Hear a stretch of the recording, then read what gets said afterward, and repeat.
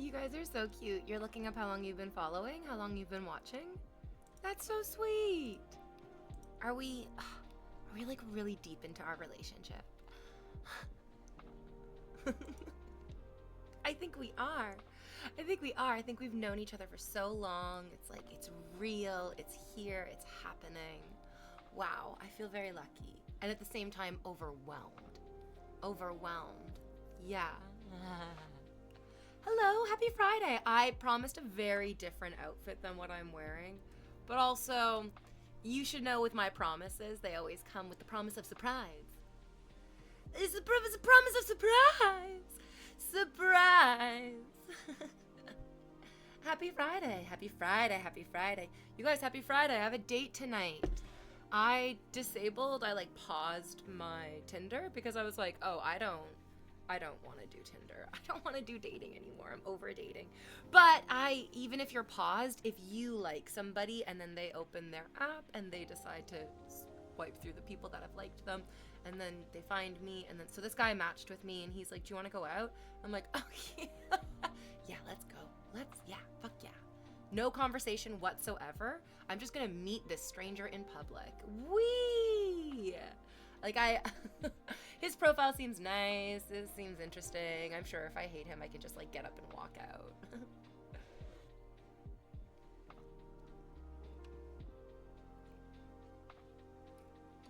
Secret Chill Ocean is having the time of his life. I'm his new favorite person, and that makes me so happy. Thank you. Maybe you're my new favorite person. Let's see. Glad to see you. What happened to the leather outfit Friday? I know I lied to you. I'm sorry. I know I promised you. I know that I promised you a full leather mommy fit.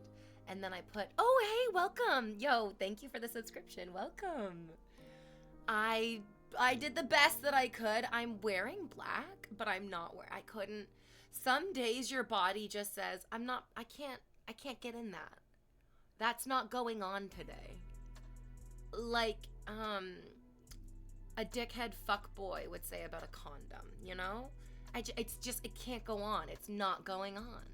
We're just gonna go without it. Sorry. No body condom for me today.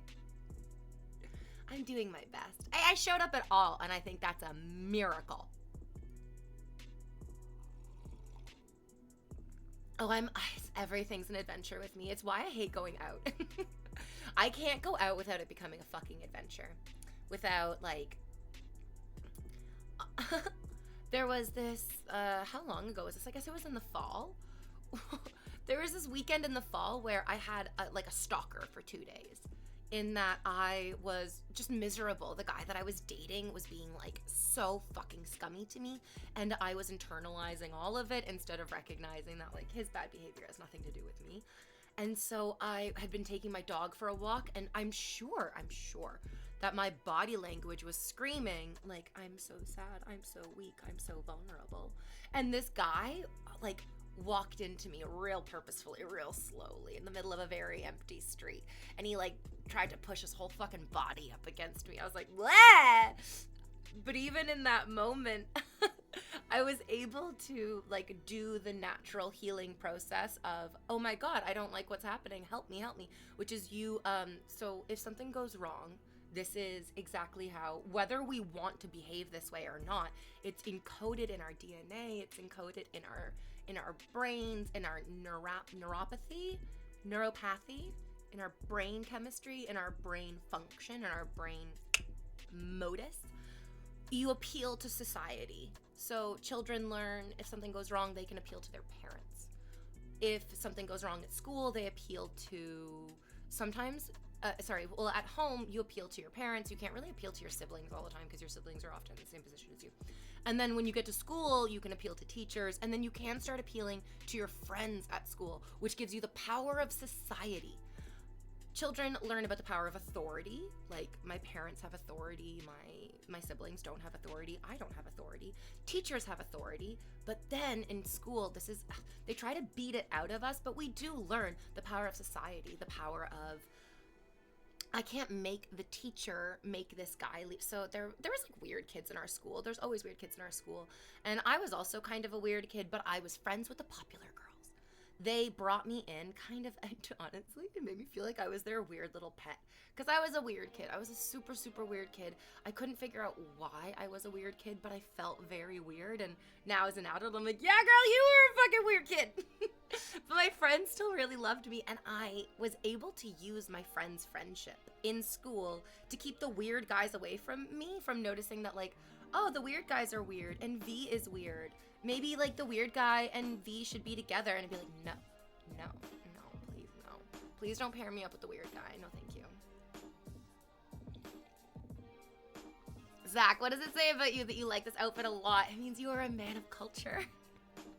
It means you are a man of culture. This is the outfit that I wear when I've decided I'm going to fuck your brains out, but I want you to still discover it.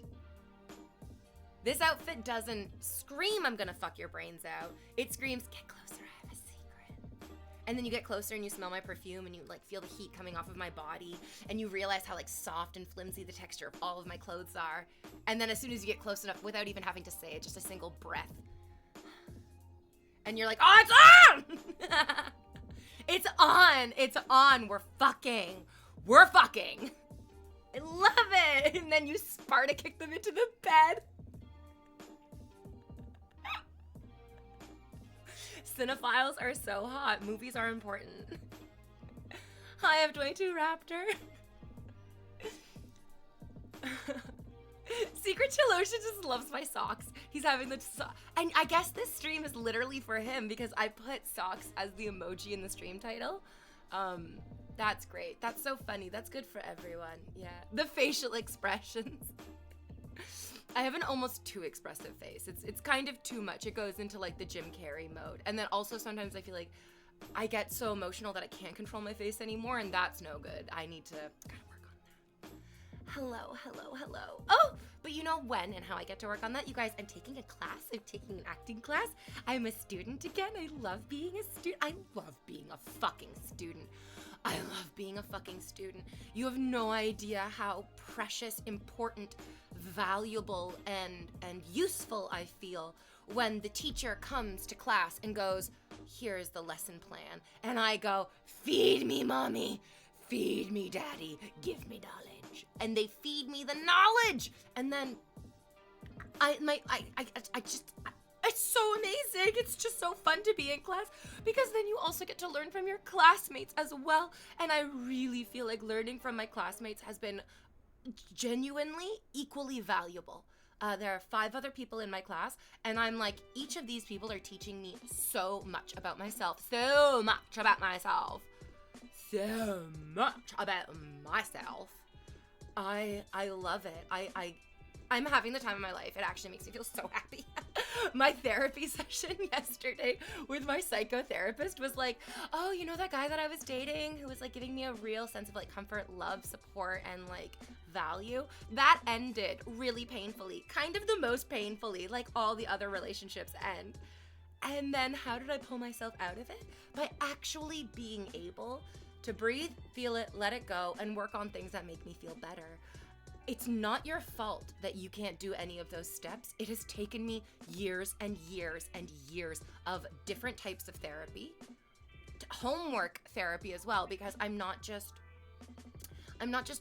working on myself in the hours that I'm in my therapy sessions, which again are usually, hold on, I'm getting a massage a week for the winter until like it's actually fucking warm again outside, and then I can lay out in the sun. And then if I can lay out in the sun, I feel like that's an equivalent to getting a physical massage from a person, because it's like a sun massage. I'm taking a sun bath. I'm having a sun experience. I'm dreaming about you putting a sun inside me. Get it in me, daddy. I am very excited to also be able to do like less psychotherapy. Not that I don't love talking to my therapist. Oh my God, who I, for whatever reason, was like, oh, he's like 10 or 12 years older than me. No, he's not. He's old enough to be my father. I had no fucking clue how old anybody is. He looks great. In therapy yesterday, I figured it out. I was like, it's happening. I understand why I've been doing therapy for years, why I was on the SSRI, did a round of SSRIs, off them now. I cannot recommend to you enough, if you feel like you are not in control of your thoughts, Go to your doctor, talk about anxiety, talk about depression, talk about it earnestly, talk about it clinically if you must, but talk about it with your doctor. I had no idea what the actual process of going on a selective serotonin reuptake inhibitor, an SSRI antidepressant, was going to be like. I realized that basically all the information that I had about it came from TV shows and movies, which were very wrong. It's like looking at pornography for how sex is going to be. It's very wrong. I loved my experience with the antidepressants. I understand their value. It's like wearing a cast on a broken bone. Yeah, of course your broken bone will heal on its own, but is it going to heal in a beneficial way? And the SSRIs are sort of like, we're going to re-break this bone. We're going to take away the sensation of what the broken bone feels like. We're going to reset it, and then we're going to let you try to like settle into what a healthy thought pattern would be. I like it so much. So it's excellent to be able to still feel how fucking awful breakups feel. Like, breakups are still terrible. I'm still so miserable that I don't have somebody to like wake up and text every morning. Good morning, I had this happen to me. Like, this happened, that happened. Like, Bal ate something she definitely shouldn't have eaten, or maybe I gave her some food that she wasn't supposed to have. Anyway, she had a little bit of diarrhea last week, but she did it in the bathtub of all places. I couldn't believe it. I heard her jump into the bathtub and I was like, what are you doing in the bathtub? And then she jumped out of the bathtub and I was like, what were you doing? Oh, you had diarrhea. And I'm like, did my dog figure out that this is where we go to the bathroom? Like, if it's an emergency? Like, she must think that I can never make it outside to go to the bathroom, so I've just trained myself to go in this little room in our house. And she was like, I guess in an emergency, I will also go to the bathroom in this little room in our house. I was so proud of her because I was like, thank you for not having this disgusting explosive diarrhea on any of the many rugs that I have in my house, because that rug would have just gone straight into the garbage. And that would have been like a couple $100 worth of diarrhea. The rugs are each a couple $100 worth of rugs. You know what I mean? Oh my God in heaven. I'm so grateful for the dog having healthy thought patterns. I am so happy for me having healthy thought patterns, because I like to imagine, because of my personality type, that those things are connected in some way, even if they're not. Who knows? A very smart dog. A very smart dog. She literally had diarrhea in the easiest to clean spot in the house. It literally only would have been better if she had somehow opened the toilet and put herself in there. But I was like, oh, like, okay, well, let me just... It was a lot of diarrhea, but it was still just like 6 paper towels worth of cleanup instead of having to like scrub. And even the smell was easily mitigated because it's the bathroom, so it's meant to be aired out very quickly for the moisture. You know? Because of the moisture. You gotta get that moisture out. Well, the moisture goes real hand in hand with the smell. Yeah. What kind of diarrhea did she have? Not particularly watery, just not solid. It was like a cow pie. Yeah. What did I fucking feed her? I fed her something, and as soon as I put it in her mouth, I was like, oh, you know what? It was a Triscuit. I fed her a couple Triscuits. And as soon as I fed her the Triscuits, I was like, should she have these Triscuits? These have like flavoring and stuff on them. No, my dog should not have Triscuits. They gave her the diarrhea. Bad Triscuits. No more Triscuits. I gave her 2 Triscuit crackers and was thinking, oh, I hope this doesn't... And then there we are. What is your favorite Leonardo DiCaprio movie? Mine is Once Upon a Time in Hollywood or The Aviator. I remember watching The Aviator. I haven't seen Once Upon a Time in Hollywood yet. I will get around to watching it. I don't know why I haven't. It just hasn't happened, but that's okay. Sometimes things take time to happen. Titanic. Sorry. I'm a millennial woman. Obviously, my #1 favorite, never-ending adoration for life, Leonardo DiCaprio movie. I'm flying, Jack. I'm flying. Paint me like one of your French girls. Or draw me like one of your French girls. Oh my God, come all over me like one of your French girls. Oh, I loved it. Fuck me like one of your French girls. You know that's what she's really saying in that moment. I adore it. How can I not love Titanic? I love Titanic. Especially, do you guys get this? In Titanic, James Cameron loves the ocean. He probably knows about aliens. That's probably why he's like prepping us with all these Avatar movies. I think James Cameron went down to the bottom of the ocean. He found the aliens who live under the ocean, who are like, oh, we see what you're doing. We're not going to interact with you. I love conspiracy theories. This is a really fun one. I really like this one. James Cameron then was like, don't worry, aliens. I'm going to get people ready. I'm going to prep them with the idea of your existence by giving them Avatar, the Blue Cat People movie. Because James Cameron sees himself as the Avatar. He is the bridge between this brand new oceanic spiritual world that he discovered because he loves Titanic in the ocean, and the human world, which is, I guess, hell? I guess it'd be hell up here. Is it hell or is it paradise? Because I like it up here. I actually really do. So, in Titanic, the beginning of the movie is the beginning of the movie, and that's good. They're establishing characters, they're establishing plot lines, they're kind of moving through time and space a little bit at the beginning of the movie. And then from the moment that the iceberg hits the fucking ship, the movie goes into real time. And that's my favorite part of it. It's something that a lot of people, I think, might not be aware of as well, which is what makes the movie so fucking good. From the minute the iceberg hits, it's happening in real time. He really, like, there was personal accounts of people who survived. They said that the ship broke in half. Those people were considered liars, fabricators. People on land were like, there's literally no way that it didn't make sense to them. How could it be possible that the ship would hit an iceberg and then start sinking, but then break in half from sinking? That doesn't make any fucking sense. And then when they went down and they found the fucking Titanic, they were like, oh, well, half of it is over there, way over there, and half of it is over here, way over here. And it's perfectly split down the center, exactly like people said it was. And it's fallen far apart enough from itself that it's like, yeah, it broke apart on the fucking surface and it drifted away from itself. Wild. That was seen as a conspiracy theory, though, that the people who were actually there and lived through it were told that they were wrong. Were told that they were liars, that what they saw was not reality. And people who had not seen anything, and the people who had the power to run newspapers, and the people who weren't on these fucking boats, they were the ones who were saying this is how it happened. It's scary to think about that happening now with 9/11.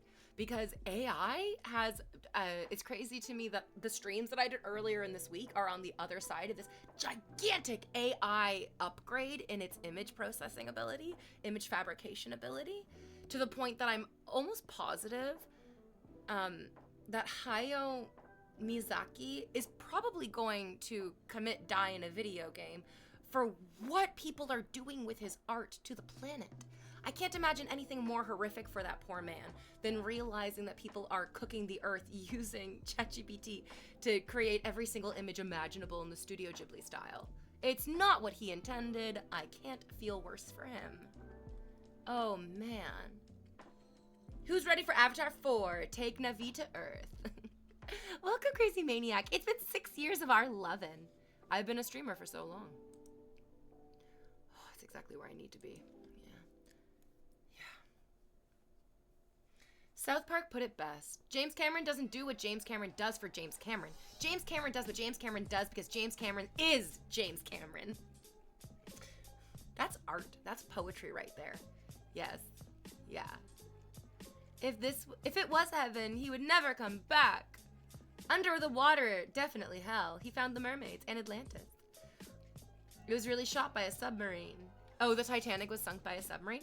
Oh my God, imagine the Titanic was like a Casino Royale. Like the Titanic was like, this boat will revolutionize transatlantic travel. It's going to be bah, bah, bah, bah, bah. And then James Bond was like, oh, I slept through because I was banging this beautiful brunette woman while her husband wasn't looking. And I forgot to James Bond around. Shit, fuck me. Oh my God, I love conspiracy theories. This is terrible. This is terrible. I got conspiracy brain rot. Hello, V. You look great as a Studio Ghibli girl. It's because I got these thick-ass brows. It's because look at these. Look at them. Look at the thickness of them. Look at the length of them. I'm serious. I'm not joking or exaggerating. If I don't pluck right here a lot, my eyebrows will just grow straight into my hairline. I am just an eyebrow that I have somehow found a face underneath. There have been any Miyazaki edits of V? No, you guys, please don't do it. No, don't do it. I did use ChatGPT to create a Georgian oil painting of my cat and my dog, and I don't regret that because the picture is genuinely very beautiful. But I'm like, we can't use, this is like, using this so much is not good for us and not good for it. I talked about this a lot with my therapist yesterday, you guys. A great epiphany in myself. A great epiphany that I hope resonates with you guys as well. What feels better? You paying attention to yourself or somebody else paying attention to you? This doesn't seem like any actual kind of great epiphany, but it was my great epiphany.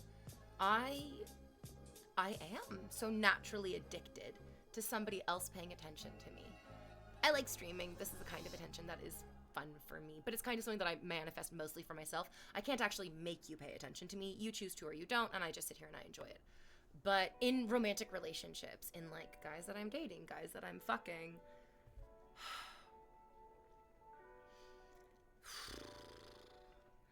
that's addictive. It's why I'm always like seeing somebody. It's why I like, I've never basically just been like single on my own. I've always had some guy, some dude, some fling, someone, and that's a problem. That's the problem.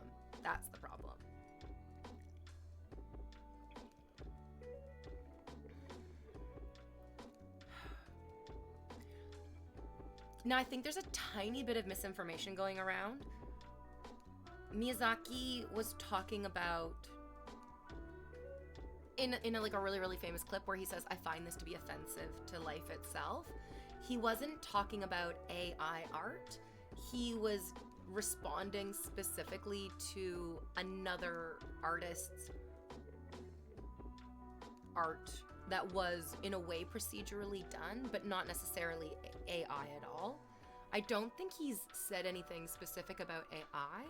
I think people are extrapolating based on a lot of his own personal feelings that he has made very clear about technology in artistry. And then also his obvious stance on the way that industrialization is not worth the toll that it takes on nature. I didn't watch the second. I only watched the first Avatar because it was the first 3D movie in theaters. I think I watched the second one, which was the Waterworld one, but I think I was also stoned out of my mind in the bathtub, so I was probably clinging to life tenuously. I might not have been paying attention to the movie. I might have been having a very deep conversation with God. I believe it's the other way around for Miyazaki. It's the best advertisement for his studio since it's trending. Oh, I mean, that's a very American perspective. That's a very, very American perspective. I'm not entirely sure that Miyazaki has that perspective, but I think that your perspective is still valuable. I don't think it's the same as his, but I don't think that your perspective is wrong. Yeah. What's your favorite Edgar Wright movie? Oh, I don't, wait. I get Joe Wright and Edgar Wright mixed up all the time. Can you specify which one you're asking me? I know this meme is such a slap in the poor man's face. Hello, says Billy. First time chatter here. I mean, kind of. Have you seen the protest around the new Snow White using AI to replace the dwarves? I mean, did you guys ever like stop to think that maybe Disney is manufacturing these controversies as a sort of free advertising? I don't want to participate in it anymore. Mama Mia. That's me. I'm your mama and I'm your Mia. It was the little blob flopping around. Wait, what? It was a little blob. He was responding to the little blob flopping around. I think he was responding to, it was like a zombie. It was like a zombie like lurching around, and it was very grotesque, and it was very physically disjointed. It was very very repulsive. It was impressive, but it was like ultimately repulsive, and of course he's going to be repulsive. He's going to be repulsed by it. Pardon me. I can't read and talk at the same time as well. Sometimes I have to do one thing and then the other. Okay. Peter Dinklage got like hugely famous playing a dwarf, and then was like, it's insulting for people with dwarfism to be cast as dwarves.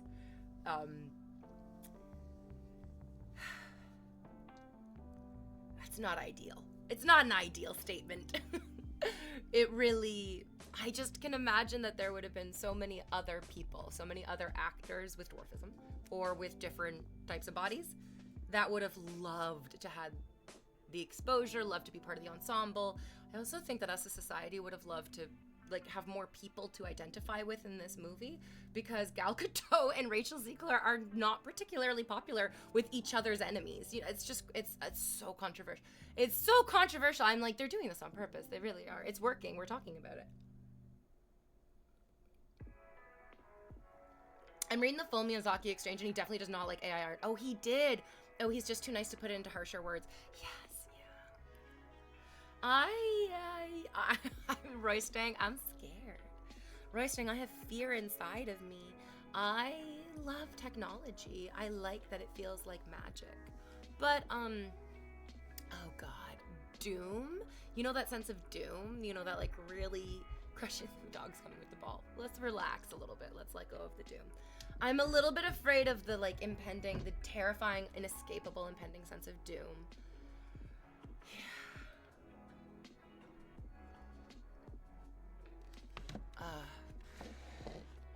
I don't really know exactly what to do about that, other than just like daydream about starring in Hallmark made-for-TV movies.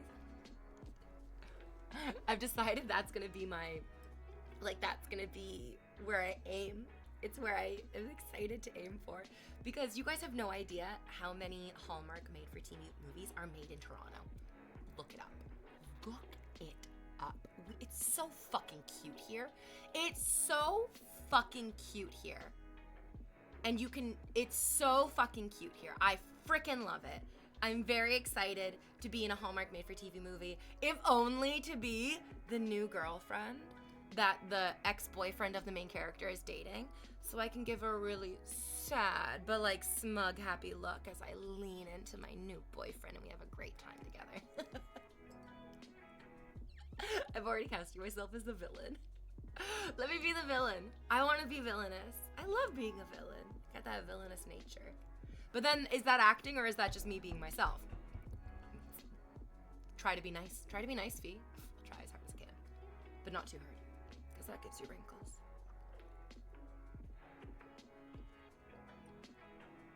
That's exactly right, Zach. We have to remember Master Oogway's classic knowledge, which is the past is history, the future is a mystery. But right now is a gift. That's why we call it the present. Is that the quote? I feel like I always get mixed up with like the present being a gift and how he says it exactly. But I'm doing my best. I'm picturing you as Kristen Wiig in 30 Rock, our mama movie. The good dog is waiting for your ball throw. I know, she knows that she needs to bring it here. Val, you know that you need to bring it here. You gotta no, my feet are not hands. My feet are not hands. She's like, I've seen you use your feet to throw the ball. Your feet are kind of like hands. Did you just lose the ball? It's just behind my foot. Oh, but she, it rolled perfectly behind my foot and now she's like, wait, did it just go into Narnia? Yeah, you found it. You're good. Bring it here. Bring it. Good girl. That's my good girl. Oh, Christ, on a unicycle. I hit my dresser. That's fine. I have amazing aim. I love you have, the love that you have for mental health, intelligence, humor, the beauty. You're awesome. Thank you. I could probably front to back the whole movie like Will Smith does Shrek in I Am Legend. Guys, I hit the wall and it came, guys, I hit the wall. Guys, I hit the wall. I hit the wall and it came back. Okay, there you go. I hit a different wall and it didn't come back. Get to work nice and safe. Have a good day. Yeah, I'll still be here. We're just like hanging out. We're just having a good old day. I really wanted to wear something like outrageously sexy, and I got exactly this far into outrageously sexy, which isn't as far as I could have gone, but it's as far as I feel like I should have gone, you know? Oh, bonjour from Montreal. Feeling feisty, freaking flirtatious, fabulous, fantastic Friday vibrations, and a birthday shout out to all the Aries out there. Enjoy your season. Let's go. Yay, Aries. Is Aries a fire sign? Is that, you're the god of war? My little warriors. I love spring babies.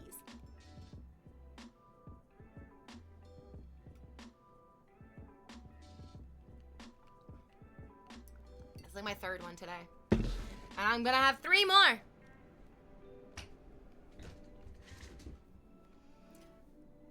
Yeah, but like Taurus for the wind.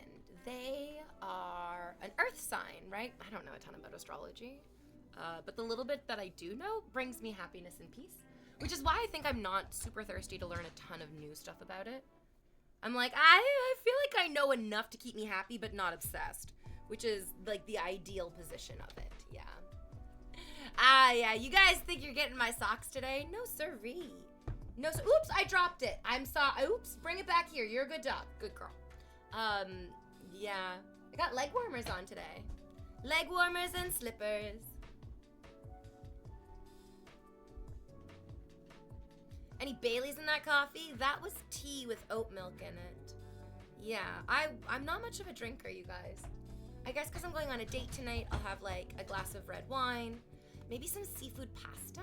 I love seafood pasta with like a nice like white sauce. I don't know what kind of fucking sauce you want. Shit. But anyways, I'm excited. I'm gonna go on a date tonight with some fucking dude who I have no. I think what I'm excited for is just that. I don't know if I've ever gone on a date where I didn't give a fuck. I basically like only go on dates where I've already decided that I'm invested a little bit, and this is I'm not even like couldn't be invested, you know what I mean? Yeah. They are a Ford sedan. What? Okay, yeah, if you were a car, what car would you be? What car would you be? The shrimp scampi. I love that there was a held message for a blocked term. We blocked the term shrimp. I love shrimp. Why would we block the term shrimp? Another very important question, almost more important than the what car would you be question. Do you think you could, yes or no, eat 100 shrimp? And then if yes, oh, because it's like the word simp. Of course. Okay, and then if yes, if you're like, yes, I could eat 100 shrimp, how long would it take you to eat 100 shrimp? And this is in one sitting. This is not, I'm going to, you're a Honda Accord? Oh my God. I love a Honda Accord. I genuinely love a Honda Accord. You wanna know why? Because the Civic is everywhere, and that makes it just like slightly rarer and slightly more esoteric and slightly more my style. I love that. What a great answer. We were eating shrimp all the time here in Louisiana. Didn't realize that it was a bad word. I think I just got oh, well, actually, sorry. We banned the word shrimp because it's like the word simp, and I didn't want people coming into my stream and using negative language towards my chatters, like by calling them. I'm allowed to call you simps. Y'all are not allowed to call each other simps. It's not allowed. You can't do whatever you want to each other. I'm allowed to do whatever I want to you. Pay attention, okay? Good boys. I think the first 30 shrimp would go fast, and then your jaw would get tired. I'm all about that jaw. I'm all about not having a tired jaw. Yes. I emailed a clinic to get TMJ masseter Botox because I grind my teeth like it's nobody's fucking business. And I've had a lot of like incredibly tight, uncomfortable muscles in my neck and shoulders, jaw, those areas. With like, you know when your jaw cracks or clicks and it hurts like a motherfucker and you feel your inner ear get recalibrated and you're like, oh my God, I can see the pearly gates? That happens too often. So I emailed a clinic. I was really excited. And then You know that I actually was really shocked that this allowed it. They emailed me back and they were like, hey, please fill out the attached intake form and we'll set you up for either an online consultation or an in-person consultation to see if we can set you up for an appointment. And if you if with Google Mail, it has the technology that if you type the words in this attachment, or if you say with this attached thing, or if you use any form of the word attachment, or like use words in the email to allude that you're going to attach something and you don't attach it, it'll give you a notification before you send it. I've done it numerous times where there's a pop-up that goes, before you send this, is there anything you want to attach to it? And I go, oh shit, you're right. Yes, I said there was an attachment and I forgot to attach the fucking attachment. They sent me that email being like, with the attached form, please respond to us. And there was no attachment. I thought I was losing my goddamn mind. Does this happen to you? Or am I just like really slowly recovering from some crazy mental health things? Hi, Biking Viking. I was like, is there an attachment that I'm not seeing? Do I just not know how to read my own email? Do I not know how to read my own email? That was what felt more real to me, that I suddenly had no idea how to read my email. Then, assuming that this woman had said, please find, exactly, just immediately start questioning all of my personal senses. I emailed her back and was like, could you resend the form? I'm having difficulty opening it. Which is true. I was having difficulty opening it. I didn't want to be like, you stupid idiot. Give me the fucking, how do you fail this? How do you not do this? It speaks volumes. It speaks volumes. And then I think this is valuable because there were a ton of reasons why I didn't want to be an actor in my 20s. I went to theater school. As a child in high school, I loved being in plays. That was my favorite thing that I did in high school.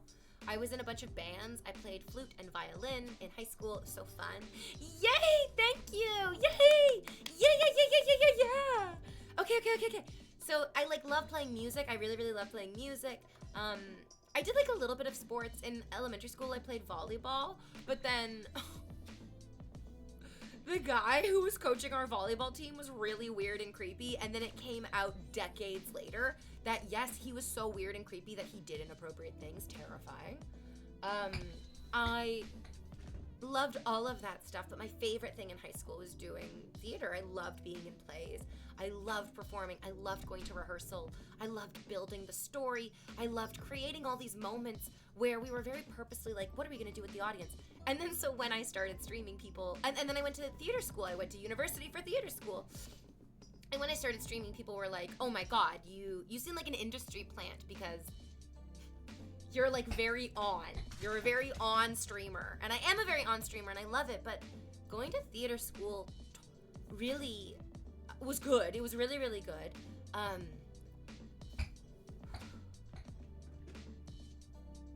The way that I imagine learning is that the teachers are sort of cooking a meal for you to nurture yourself with. That's what the lesson plan is. That's what school is. The teachers have to create something and then give it to you, transfer it to you, so that you can nourish yourself with it. And then you nourish yourself with the knowledge that the teachers have prepared for you, and they transfer to you. Bad teachers will cram that knowledge down into your fucking craw, whether you want it in there or not, and whether it's going in fruitfully or not, you know? There's a huge difference between somebody cooking you a pizza and then cramming it as hard as they can into your mouth, and somebody cooking you a pizza, presenting it to you, explaining what went into it, explaining how to eat the pizza, how do you cut the pizza, how do you blow on the pizza, how do you ingest the pizza, how do you chew the pizza, how do you taste the pizza, and then even going, because they're teachers and they're supposed to teach us the insides and the outsides, how do you digest the pizza, how are you going to expel the pizza? This is knowledge. The pizza is knowledge. It's nourishment for our mind, our brains, and our bodies. The things that we learn give us a physical confidence. We can see that. Anyone who's ever taught children anything is at the very beginning, these kids, except for the ones who are like really gung-ho, which are rare, kids are often very shy, very unsure of new situations. You see in their body language they don't have a physical confidence. But after a couple of lessons, these kids can be throwing themselves through the air, jumping, kicking. Children are so quick to learn these things because knowledge builds physical confidence. It also creates literal neural pathways in their brains that connect all these other things. And not just connects them, but also gives them context for the connections, which then in turn nourishes their mind. And these are all three separate things that are so important. My teachers in university were awful teachers. They felt like the exquisite knowledge that they prepared was too good for our mouths, and yet they forced us to ingest it at the same time. They equally presented it as too good for us while saying we absolutely must have it and we couldn't even take a breath around absorbing it. That's how important it was. What a terrible, impossible dichotomy to actually learn anything in. I really feel like theater school was planting seeds of knowledge, absolutely. They were teaching me things, but they were simultaneously salting the earth that they were planting those seeds in. And then sitting back and going, God, why is nothing growing? What's wrong with you? What's wrong with you? It's like, well, you're giving me a healthy dose of salt. With the nourishment, what the fuck do you think I'm doing? Trying to survive this bizarre onslaught. Pineapple on knowledge or no? Okay, normally the pineapple on pizza discourse is terrible and cringy, but that one was actually a little bit funny and I appreciate it. Thank you. Yay, this streaming. Hi, hello, yes, welcome to my stream. Thank you for joining me today.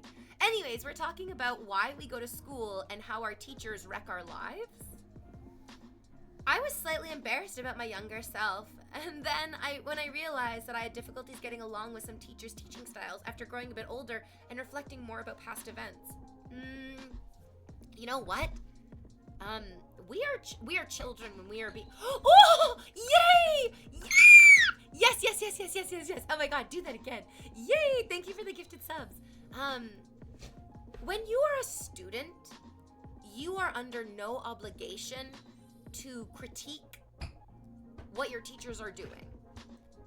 What's difficult is that as a student, it's a lesson in your own boundaries.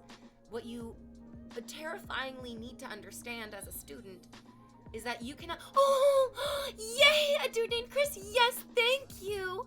Yes, thank you.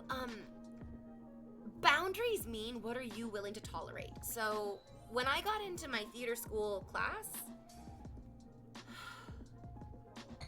my best friends wanted to get into the same class as me, and they didn't, and that literally traumatized them.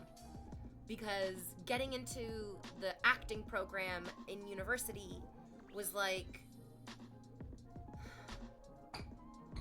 it felt like the universe saying you were worthy of being an actor. That's not at all what the universe was saying, but it was difficult to separate your self-worth from what the school was telling you, because the school really told us that they were the ones who could bestow self-worth upon you through knowledge.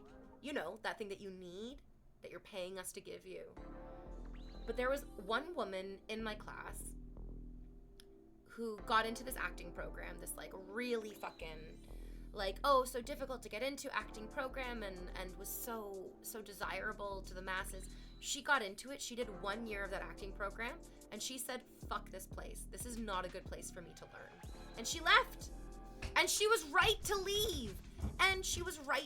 She has been hugely successful in her acting career. And because she walked away from that program, absolutely. Boundaries are one of the most important things that we can learn in our lives, and it's unfortunately the very last thing that many people will go out of their way to teach you, because if you understand boundaries, then you are going to start working for yourself, which will make you a lot harder to take advantage of. And most people don't want to work for themselves. Most people want to take advantage of other people so they will work for them. Yeah, look how I'm taking advantage of a dude named Chris. He's working so hard for me. So many Chris's in chat today. There's another Chris saying, what's up, V? I drank all my tea. I drank all my tea and now all I want is more tea. Oh, Chris is taking care of Chris's. It's what I like to see, a very Chris positive situation. Yeah. Boundaries need to be learned the hard way. It's so frustrating. It's so frustrating because boundaries don't need to be learned the hard way. Do you know what boundaries are? Boundaries are when do you feel like you want to walk away? Do it. Just do it. That's it. That's boundaries. Boundaries are not, what is life and death? What will you die for? What are you willing to sell your fucking soul for? Those are extremes. Extremes are sort of a natural part of life. I don't necessarily know that we need to teach people about extremes. I'm sure they'll figure it out once they're in the moment. What we do need to teach them about is, what do you just want to take a step away from? What do you just want to walk away from? And what's difficult is that it has often been presented unfairly, stupidly, awfully, detrimentally to society, that taking a step away from something is failure. Which is awful. Which is criminal, actually, I feel like. It's so frustrating. We force ourselves to just continue, to just like keep going. And we do it in so many weird ways. So many fucking weird ways. Picture day for children is probably one of my favorite examples of this. Lots of children just absolutely fucking hate having their photo taken. It makes them feel uncomfortable. It makes them feel vulnerable. They just don't like it. And for whatever fucking reason, people feel really, really justified in forcing children to take photos. When I don't know what it's like for like kids at picture day. I just know that I was like, I don't want to do picture day. I don't give a fuck. I don't like it. And then I had the experience of like getting my yearbook and then my picture not being in it because I didn't do picture day and I didn't do the backup picture day. And then I was like, how does it feel to not be in this yearbook? And then I had a discovery about my own sense of loss. And then that lesson of like, okay, I learned now. I learned that I you know what? I hate picture day. I hate having my picture taken.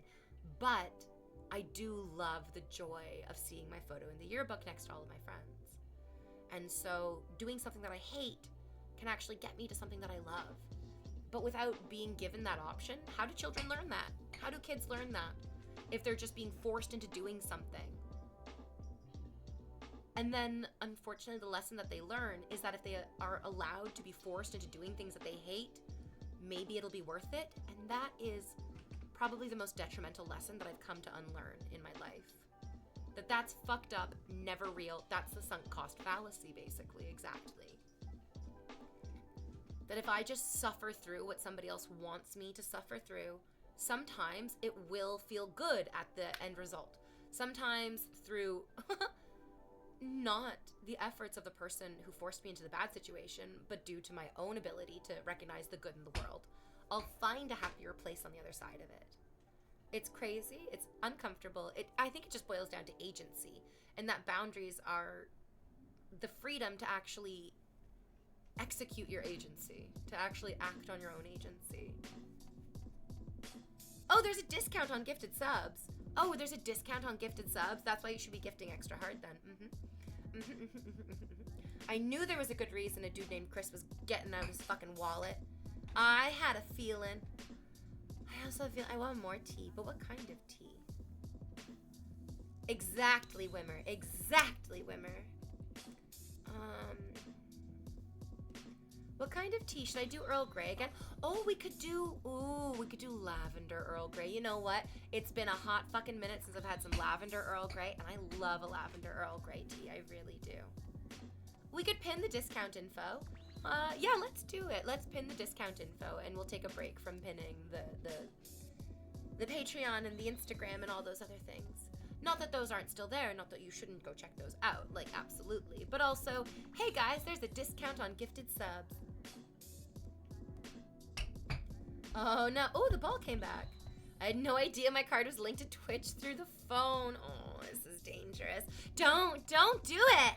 Don't do it. Don't do anything dangerous. Don't have fun today. It's actually 35% off gifted subs right now. That's a huge percentage. You guys, 35%, and I'm in my 35th year of living. This is on purpose. This is on purpose. Yes, it is. Yay. Yay and yes and verily. Yay and yes and verily. Hi, Pupperino. You got that ball back? I know, I threw it and it came back. There you go. Go get it, go get it, go get it, go get it. She's a great dog, and I'll literally never get tired of throwing the ball for her. Like, never in a million years. Oh. Okay, so I'm doing physiotherapy. I'm doing really, really well. But my physiotherapist has already noticed that I carry a lot of tension. No, I haven't had my birthday. I'm in my 35th year, but I haven't turned 35 yet. I'm still 34 technically. My physiotherapist is fucking amazing. I can't wait to see her again. I'm working on stuff that she has helped me work on, but I'm really feeling it. I have so much tension, so much tightness in this right hip right here. It's kind of making me limp a little bit, which is genuinely a tad embarrassing. Just a little bit embarrassing to just be like limping along, just like, oh God, because I feel like maybe this hip I haven't been really like sitting down into. Do you guys feel like your hips are like wide and open and flexible, or do you feel like your hips are tight? Yeah. Where exactly do you feel like your hip is tight? Can you show exactly? Here. Right here. Right here at the top of my hip, or, oh, that is the top of my hip bone. Wait, oh my God. Do you guys want to know where the bottom of my ribs are? That's wild. Sometimes even I'm amazed by my own anatomy. But I think this is also because I've been doing so much of that CPTSD yoga. Or that, pardon me, that just PTSD yoga. Ooh, there's a mouthful. The PTSD yoga, even if you don't have PTSD, even if you're not like, I've never been in a car accident, I wasn't abused by my parents. What's valuable about doing that 40-minute yoga exercise continuously throughout the week is that I am noticing that my posture has never been better. And you guys are jerking off especially hard to my excellent posture. You don't know what it is about me. You can't put it, that je ne sais quoi, that you're like, why does my cock twitch for her on Twitch? Why do my balls throb for her on the internet? Why is my taint tight for her this week? It's my I'm not joking. It is my posture. It has to do with when your posture is improved, it gives the like subtle neurological symbol of confidence. It also affects the way that you breathe, and the way that you breathe is going to affect the way that you interact with other people, because one of the most fundamental ways that we affect one another is through our breath. It's why breath is so important in so many anime. I'm dead serious. My hips are wide, flexible, and honest, and they cannot lie. Ooh, I love, you know what? The last guy I dated literally blew my mind with the simple phrase, "Do you want to see me do the splits?" I was smitten. I was so smitten, I completely degraded myself to just get closer to him. So, you know what? I'm glad that your hips are wide, but it doesn't mean shit unless your heart's actually made of gold. The posture helps, but it's usually the eloquence that gets me all flustered. I feel like that's only because I felt like I wasn't able to think before, because I felt so literally trapped in my body by the unhealthy patterns that felt inescapable. And unhealthy patterns can feel inescapable. That is so real. The nuance between unhealthy patterns genuinely feeling inescapable and them being literally very escapable is so difficult. How could you hold both of those things in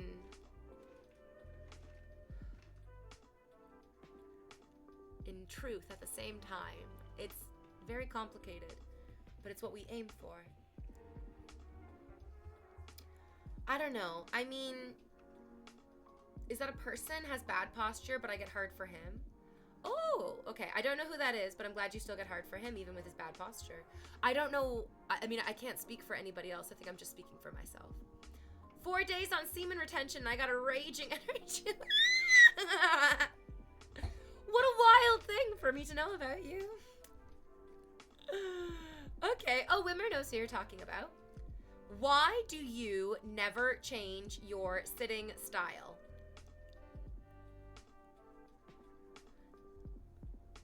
being a woman means, at a moment's notice, needing to justify the simplest facet of your existence. Why do you never change the way that you sit in a chair? Oh my god, in heaven. Oh shit, fuck. Oh my god. You're right. What's wrong with me? What's wrong with me? What am I doing? Why? Why am I like this? To be fair, I actually do feel like I have changed the way that I sit in a lot of different ways. Mostly through just becoming more aware of my brain and my body and my muscles, working on becoming more relaxed in my seated posture. I think you're missing something by this question. Being able to sit here for 6 years with consistency through... You guys, look at the world! I think it's a miracle. I think it actually denotes a genuine fire and health inside of myself. That I'm not collapsing into a fucking puddle. That I'm actually able to sit here with the same genuine, open, authentic energy that I've always had. It feels excellent. It feels like I'm just being myself. And I don't need to turn into a bunch of different people to try to keep your attention. I can actually just be my kind of boring, because this is the thing, anyone who knows me, people that went to high school with me, people who went to university with me, people who went to college with me, people who have worked at different jobs with me, they're like, this is V. This is V. This is how V sits. This is how V talks. This is how V walks. This is how V does things. Like, this is me. I don't need, and I'm not often turning into other people or because this is a very common facet that we see quite often in so many different people. You look at them and you go, oh my god, I don't even recognize them, or they've reinvented themselves, or they're always so on trend, and they're always doing the trendy thing, and then some people are just themselves, like all the way through their own lives. Yeah. Don't change, and it's perfect for the thumbnails. It's comfortable and it looks good, and I think that's two things that the people who ask me these questions struggle with. I think they struggle with feeling comfortable and looking good, and so it seems impossible for them to understand, and so they don't know what I'm doing or why I'm doing it. Goddamn, I need to add this to my booklet of responses to questions about whether or not we still need feminism. Oh yeah. Do we still need feminism? I mean, we all on the internet watched a woman be ripped off the street into an unmarked van by unmarked individuals for having a dissenting opinion about the government in America. I think the idea that there aren't, like, no offense, I don't mean to name drop, but I can't imagine that Hassan has said a bunch of positive things about Donald Trump. But they're not kicking in Hassan's door to arrest somebody like Hassan. They definitely approached a woman of color alone on the street to do this, to make their first statement. It shows an intrinsic cowardice. It shows an absolute fucking sickening lack of morality and a terrifying slide into a dystopia that none of us deserve. None of us deserve. None of us. Huh. Bro is bottom heavy. Am I the bro? Am I the bro? Imagine having a big, thick ass and people still call you bro. Okay, interesting. Let's see how it plays out for them, Cotton. You're the goat, V. This is the top scientifically proven position to capture gooner attention. Also that. And also just that. Why do you sit in a way that makes it especially easy for me to imagine grabbing your ankle, lifting your leg, and just plowing you into fucking oblivion? I don't know. Why do I do it? I don't know. Why do I do it? Insecure loser trying to make comfortable streamer uncomfortable InvaderVie. I mean, I identify with insecure losers. I myself often feel like an insecure loser. I'm calling that person out as a sign of solidarity, but also intolerance. I'm with you, dude, and I'm not going to tolerate it in you because I don't tolerate it in me when I notice it. The Palantir was solely a federal contractor for the first 8 years of business, CIA. What? The CIA was called the Seeing Stones from Lord of the Rings? What? Candace Owens is a puppet. Poor stupid Candace Owens. Hassan's making big money for Bezos, so he's safe. He also would, like, punch a motherfucker in the head who tried to jam him into a little van and take him away forever. So they're not gonna go after somebody like him. They're gonna go after somebody who's not gonna sock you in the fucking face and have a huge following of people to, like, fight back for you. But this is the thing, we should be a huge following of people fighting back for her. I'm trying to figure out what I can do as a Canadian person. Oh, that was a good goat sound. No, I can do better. It's just difficult to not get into dolphin. Like, dolphin is my...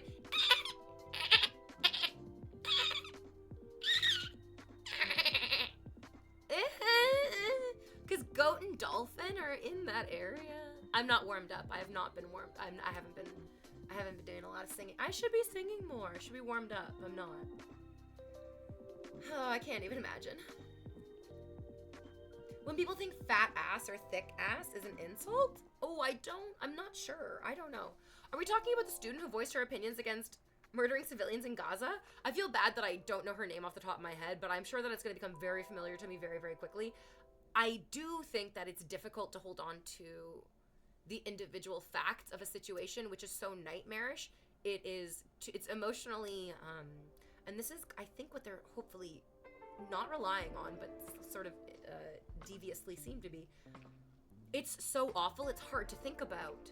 The things that they're doing are so awful, they are hard to think about. Any healthy, wholehearted, authentic individual with a moral compass at all is going to have difficulty thinking about these things. And that's to their benefit. It makes it harder for us to think about them. It incentivizes us in our own minds to try to not think of something so terrible because it feels overwhelming. It feels very, very emotional. It's disgusting, terrifying, saddening, embarrassing, anxiety-inducing, all at once. It's an emotional overwhelm. We can't help but turn our heads away from it. Like lightning striking too close to home. I just subscribed onto the Patreon. Yummy. Yeah, that's the thing. If you don't want to do gifted subs, you can just go subscribe to the Patreon. That's another great way of you subjugating yourself for my sexual satisfaction. Combating anti-Semitism on campuses, their latest work. I don't think anti-Zionism is anti-Semitism. I think that's what stupid people try to say to try to as a straw man. That's not what we're talking about. You're doing a bad job. This Mikey Tomlin needs to be banned. I don't like the things he's saying. The worst is that most of Twitch, even they self-proclaimed liberals, are trying to suck up to people. Hassan's on The View, who has guts to call him out. I mean, he might be... I don't know what Hassan says. I was just using him as an example of somebody who is opinionated and is probably pretty safe at expressing his opinions because of his physical body, because of... He's like a white-presenting dude as well, even if he sometimes wants to pretend like he's not. He looks pretty white, so do I. We can't fight that. It feels out of our control, yes. Yeah, Chad has been on a roll. Yep, and they keep it all coming, like like staccato from hell. Ooh, what gives you the most money? Simps in various forms. Yeah. I feel like for a while I was so focused on Twitch, it was mostly from Twitch, and now I'm trying to focus on Twitch and Patreon, so it's kind of split between them. Ooh, V, your little slippers are so cute. It's cute. Consider me subjugated. Fuck yes. Oh man, goodbye you. What's up, V? Oh, I gotta go take my break. You guys, I want more tea. I'm gonna make more tea. I'm gonna make lavender Earl Grey tea. I love lavender Earl Grey tea. Yay! Hooray! Okay. I'll be right back. Don't go anywhere. Stick around for more fun and shenanigans with me, InvaderVie.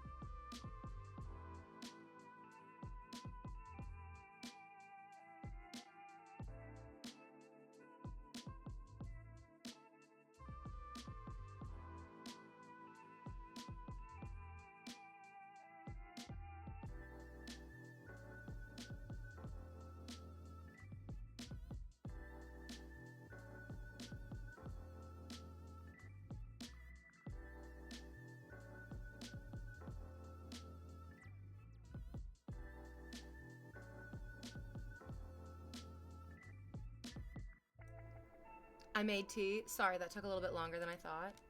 Why is everyone talking about Hassan? We were talking about the likelihood of Hassan ever facing... He's an American dude. He lives in America. He's been critical of American politics in the past.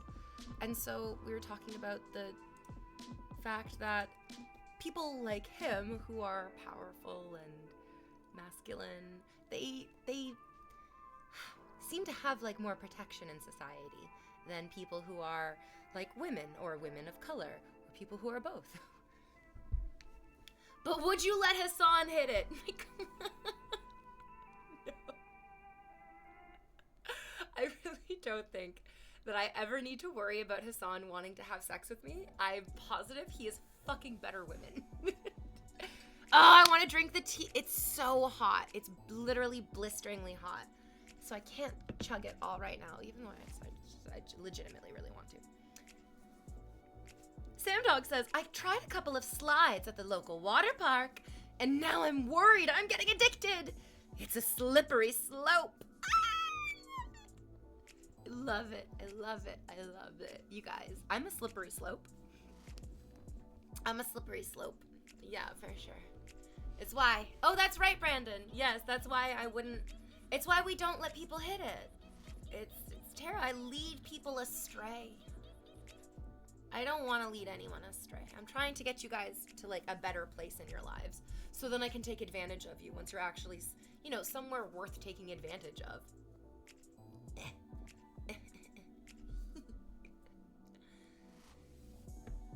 This E-girl is a slippery slope. She is. It's me. I'm the E. Brandon, he's got nothing to say. He's just here to pay. And that makes my day. And makes you say Olay. Because who's to say? Why not today? Let it be the day.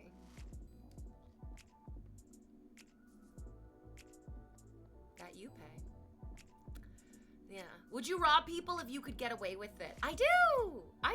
Yeah. What do you call this? What do you call this right here? This is, are you kidding me? First of all, these thighs, these are weapons. Weaponous thighs that I am using in particular nefarious ways. Yeah. To take your money. So I feel like I am robbing people and getting away with it. And also being rewarded for it. Yeah. There we go. I love it. I live for it. Yeah. Can you rob the willing? Exactly, Wimmer. Exactly. I have found the best way of robbing people and getting away with it. You take their money, and then they, for whatever fucking debilitating reason, are very happy about it afterwards. Yeah. So then I get away with it because they're not looking for retribution. They're looking for round two-tion. Yeah, they want round two. Take more, mommy. Take more. Okay, slow down. Slow down. Well, you turn them into gooners before you take their money. Wait, what's this? Okay, there we go. I wish that were the truth. I wish that I was powerful enough to, like a Sailor Moon villain, like cast a spell and then you transform into something else. That is valuable. That's crazy valuable. The ability to transform, to go from one state to another, is what every hero's journey is about, is what every villain's transformation is at its foundation.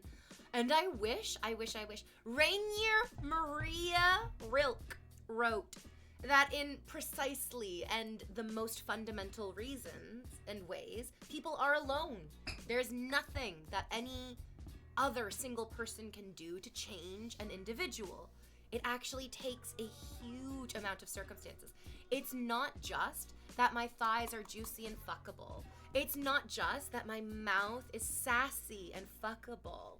It's not just that my brain is quick-witted and fuckable. It's not just any one of those things. It's not just that your parents did a terrible job of raising you. It's not just that school was a nightmarish hell zone that did not make you thrive. It's not just that working for the man is a soul-crushing, inescapable endeavor of life.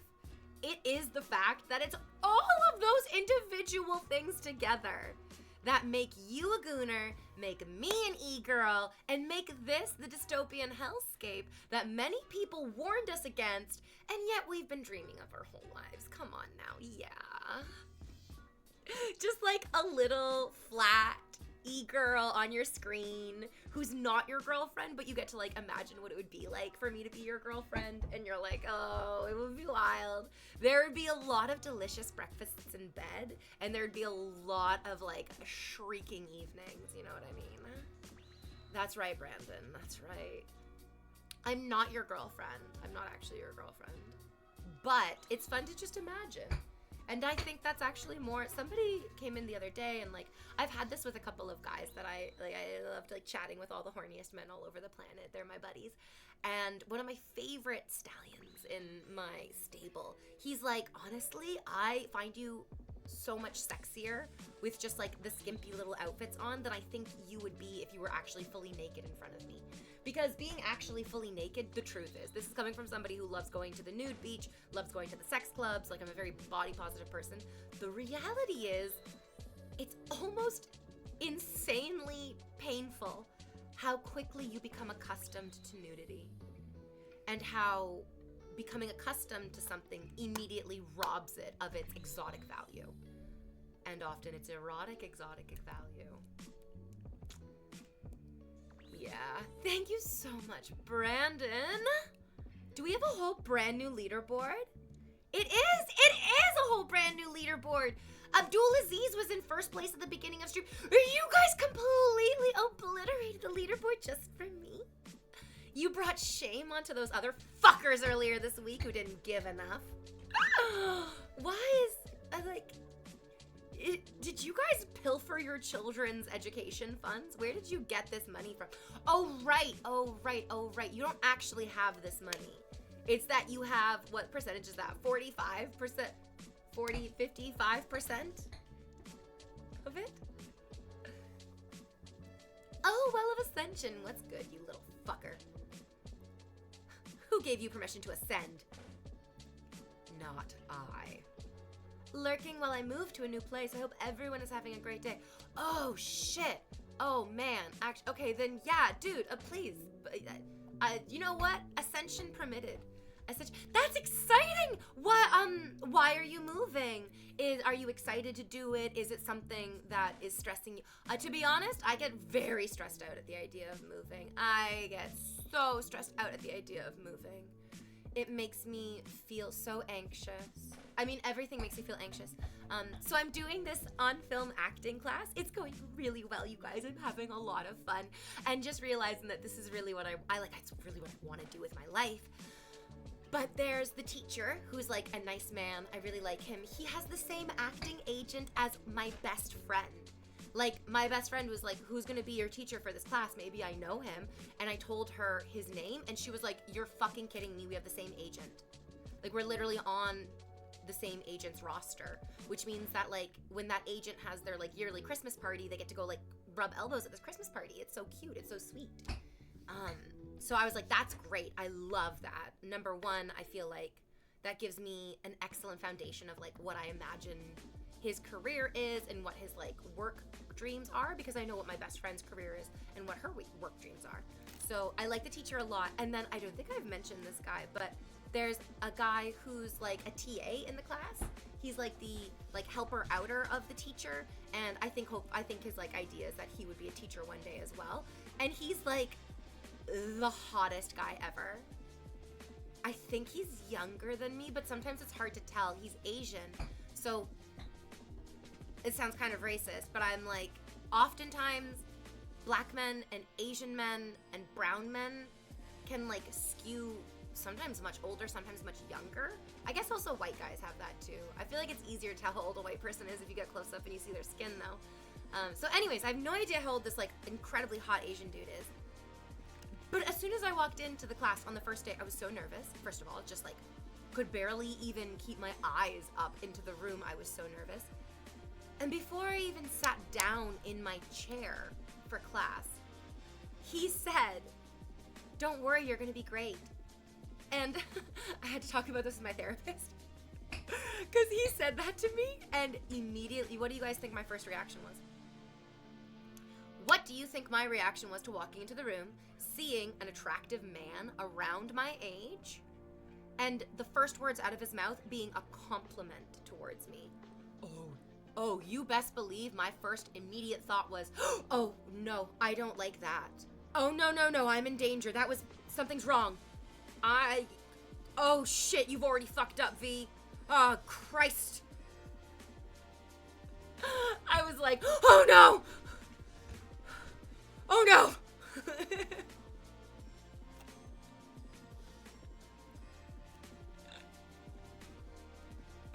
Oh no. Oh no, an attractive man was kind to me. Oh no, something's wrong. Something's very, very wrong. Wow. Wow, V. V, relax. I can't. It's terrible. Not you, but like you as humans, we all do this. We learn to just anticipate any new experience as something terrible, even if it's definitely not. Oh, man. Well, I was like, why would he say that to me? I got really nervous. I was like, oh my God, he recognizes me. I walked into the room and he went, that's InvaderVie. Oh, you're probably gonna do great. No. I super duper highly doubt this guy has any fucking clue who I am. I am 1000% sure that he just saw a person walk in looking nervous and he was like, don't worry, you're gonna be great. It's fine. Like, it's not he wasn't trying to communicate a secret bit of knowledge to me that I need to decode or decipher.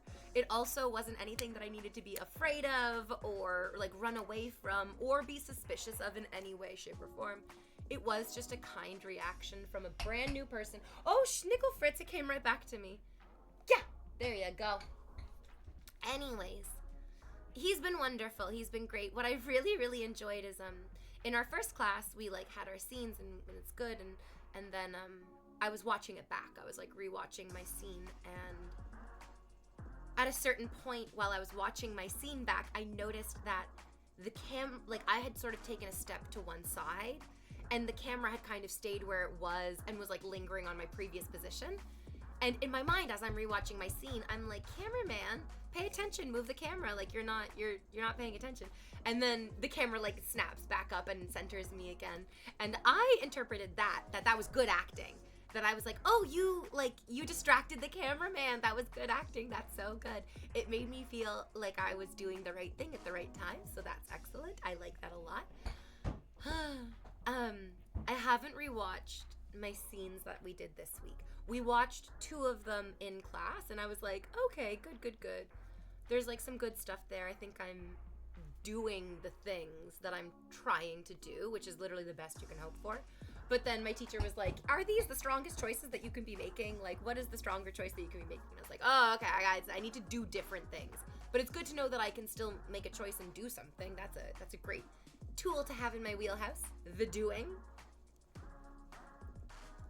The house I live in is too much money for what it is. I found a much cheaper apartment 30 minutes away, and today's the last day to get all my stuff out, so it's a new beginning. Oh, I like that.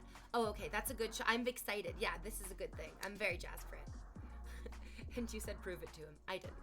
Weird question, but genuinely curious. Did you decide to appeal to the Findom audience before or after the $5 controversy? I've always loved and felt entitled to your money. Before, during, and after that $5 controversy. I've never, for a second in my waking moments of consciousness, not been entirely entitled to every single fucking penny in your bank account.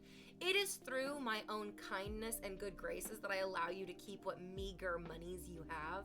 But don't ever forget it. Hey V, how's it going? You know. Just me being delusional as always. Just a regular Friday. Yeah. Go get the ball, baby. I love, you guys, I just want to be able to drink my tea. And sometimes I feel like it's like worth it to just burn the fuck out of my mouth, you know? You deserve it. It's as natural as the sun will rise. You will take our money. Exactly. Exactly. And I love it. And I love it and you love it for me. Okay, the cup doesn't feel like it's gonna burn my flesh off my hands immediately, which means that the liquid therein may not completely eradicate my fucking ability to, like, I had a really, oh, shit. Whoa, ooh, we're getting angry. Hi, Doula, darling. Bow. Bow, come here, please. She's a bad dog. I apologize. She's barking at Abdullah. She's mad at Abdullah. She says, more doula daily.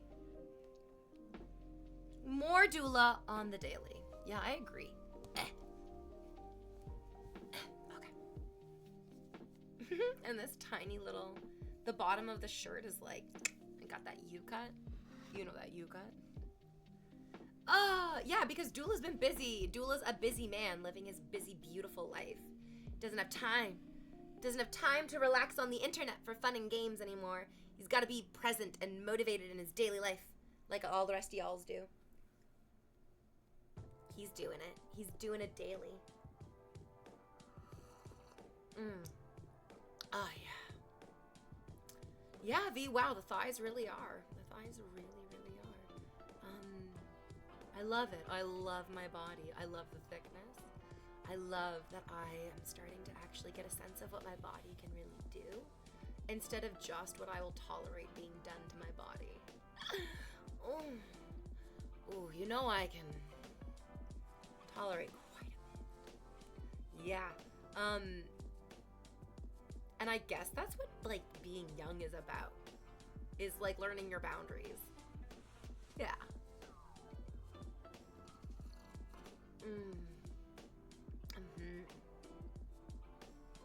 What will you tolerate? What will you tolerate?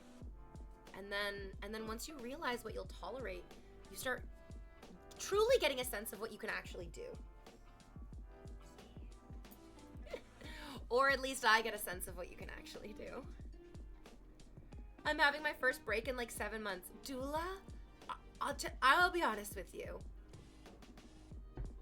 It is not my place to tell you what to do, or what makes you happy, or what you find valuable.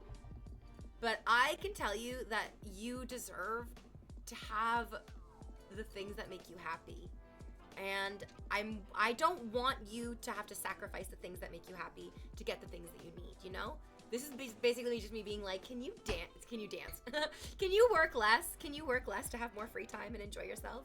I miss student doula, who was like, yeah, I got homework to do, but I can do homework and do stream at the same time. I miss it. I miss it. What is a healthy sex life in your opinion? Like twice a day or like twice a week? I'd like to know your opinion.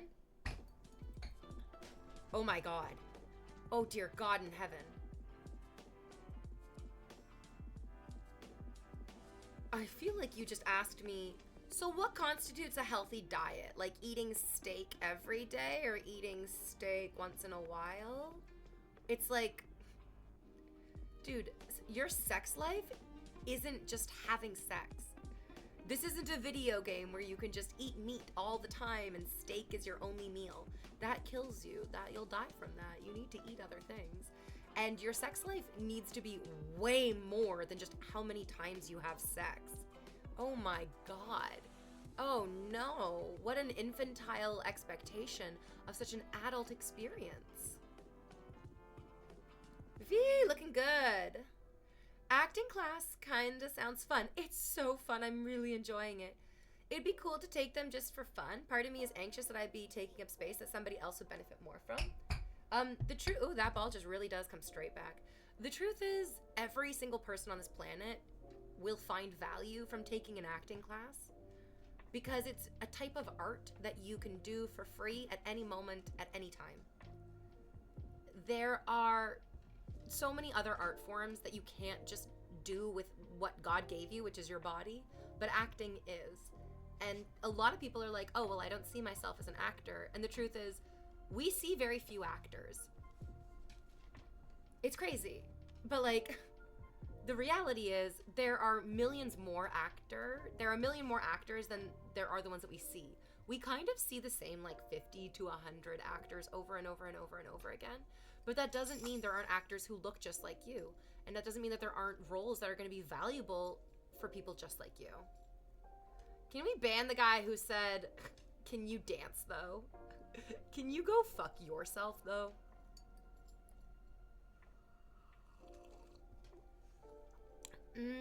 I don't know. I don't know if I would define just having sex as having a sex life. Mostly because that really degrades what sex and life is to just like a physical action. And sex is more than just a physical action, just like life is more than just a physical action. There's a lot more to it than just a physical action. But unfortunately, a sort of infantile and all too familiar mental state is, well, life is just doing things, right? I don't want to say that this is how a lot of men think, but I feel like it's more obvious to me as a woman seeing men behave in this way. Where men are like, well, life is just doing stuff, right? Like, life is just like earning money and having sex and eating food. And that's very interesting because that is definitely not what life is. Those are definitely some things that happen during life, but that's not what life it is. That's not what life is itself, rather. Ugh, can we ban the guy who said, "What is a false Lucy?" and then "huh" in all capital letters? This stream is not for you. You can't recognize an anagram in front of you. You can't follow a conversation laid bare in front of you. This stream is just not for you. It's for the other people in stream. I know when I was in my teens, I was a lot more like active. That's your body keeping the score. And Bal, can you just get the ball? Yeah, can you, or maybe just leave it, Bal. Leave it. No, leave it. Go lay down. Go lay down. She's getting herself into a tizzy. I'm also getting myself into a tizzy. The dog needs to relax, and I get to relax. There we go.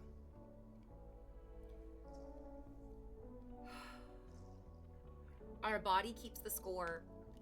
You might think that it's, Bal, I told you to leave it. Leave it. Go lay down. I get it that, like, the shitty teachers that we had in high school are not, like, in the room with us right now.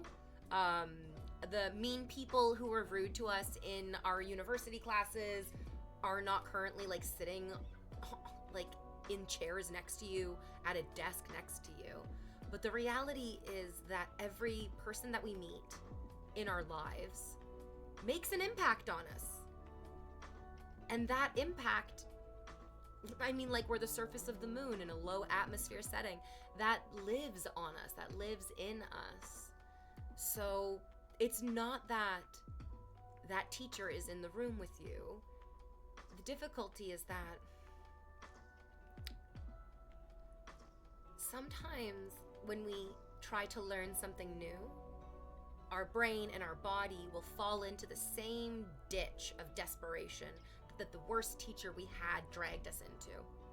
And all of a sudden, we can't untangle the sensation of learning something new from being punished by that bad teacher.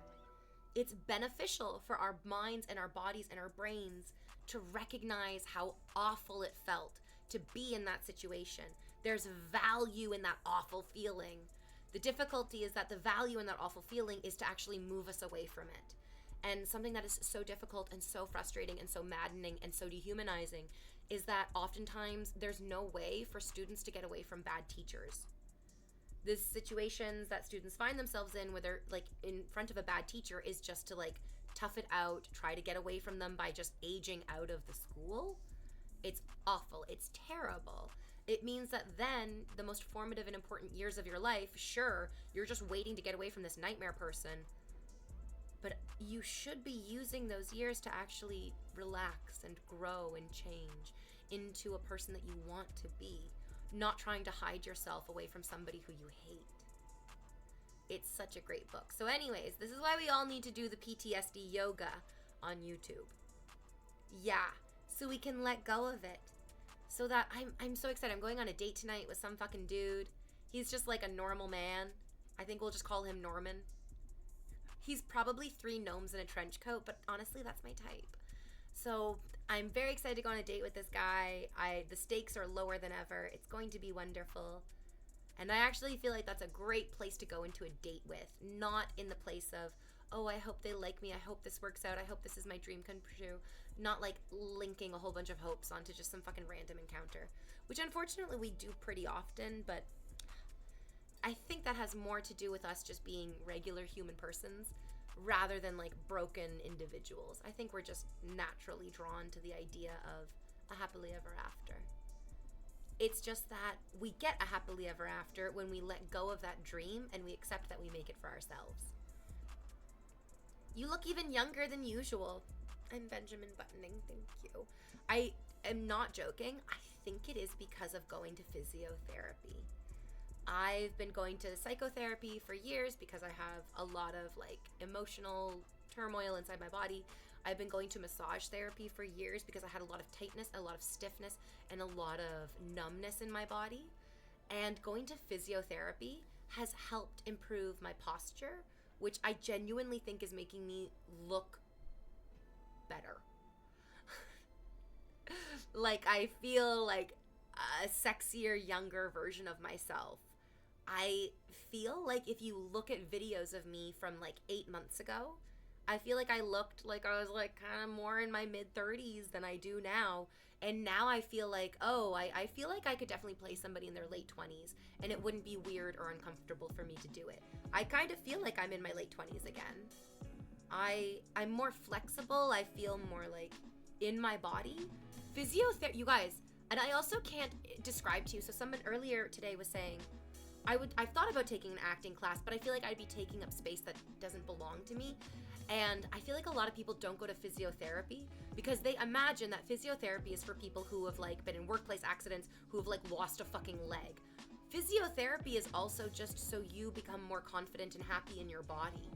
It is literally therapy for the physical body that you have. And the truth is, sitting at desks, doing homework, sitting at desks doing schoolwork, sitting at desks doing work for your rent, for your retirement, that takes a toll in your body.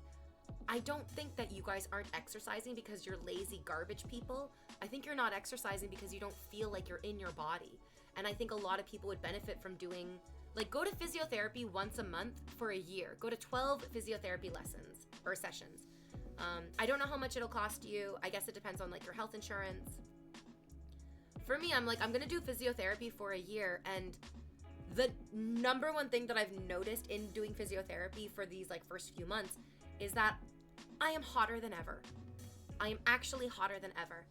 If I bump into people that I haven't seen for a while, I am anticipating that they're gonna be like, wow, you look great. And I'm gonna be like, thank you. I know I do. Why? I don't know. I don't know exactly why, but I know it's true. I'm gonna look into physiotherapy right now. It's very valuable. You also have no idea how happy each and every individual physiotherapist is going to be to have you, because the idea of somebody just being like, I want to be more focused in my body so that I can get closer to the things that I know will make me happy in life is sort of like every physiotherapist's dream. They're gonna be like, okay, we're gonna assess your connection to your body, and then we're gonna slowly work on it. Now, the God's honest truth is, don't waste this physiotherapist time. If you aren't going to do the exercises, and genuinely, if you're not going to spend 20 minutes to 40 minutes to an hour a day working on your physical therapy on your own, don't waste the physiotherapist's time. They will be able to tell. My physiotherapist told me, which makes me really feel like she has seen it in too many other clients, where she's going to work on a part of you, he's going to work on a part of you, they're going to give you exercises, and if you don't do them, if you aren't actually committed to what you're doing there in your intention of going, you're not going to get the results that we want you to have. Which is, that you're going to feel younger, maybe even look younger, feel sexier, maybe even look sexier. I love it. Also, skincare. I have a single product that I would actually love to shill for. I think it is the best skincare product that I've seen and used in my entire life, and I cannot recommend it enough. It is Dr. Dennis Gross's Daily Peel 2-step system. If you have no desire to do a long, complicated skincare regimen, but you want to have nice skin, I cannot recommend this enough. It's a 2-step, like there's 2 little wipes, and you literally open up the little wipe and you wipe your face, and then you wait a couple minutes, you like, I don't know, brush your teeth in between, and then you do the second wipe, and the results are phenomenal. My skin has never been better. I'm wearing a fuck ton of makeup, but at the same time, I'm barely wearing any makeup. That 2-step system is the exact level of skincare that I think a lot of people are willing to do. It's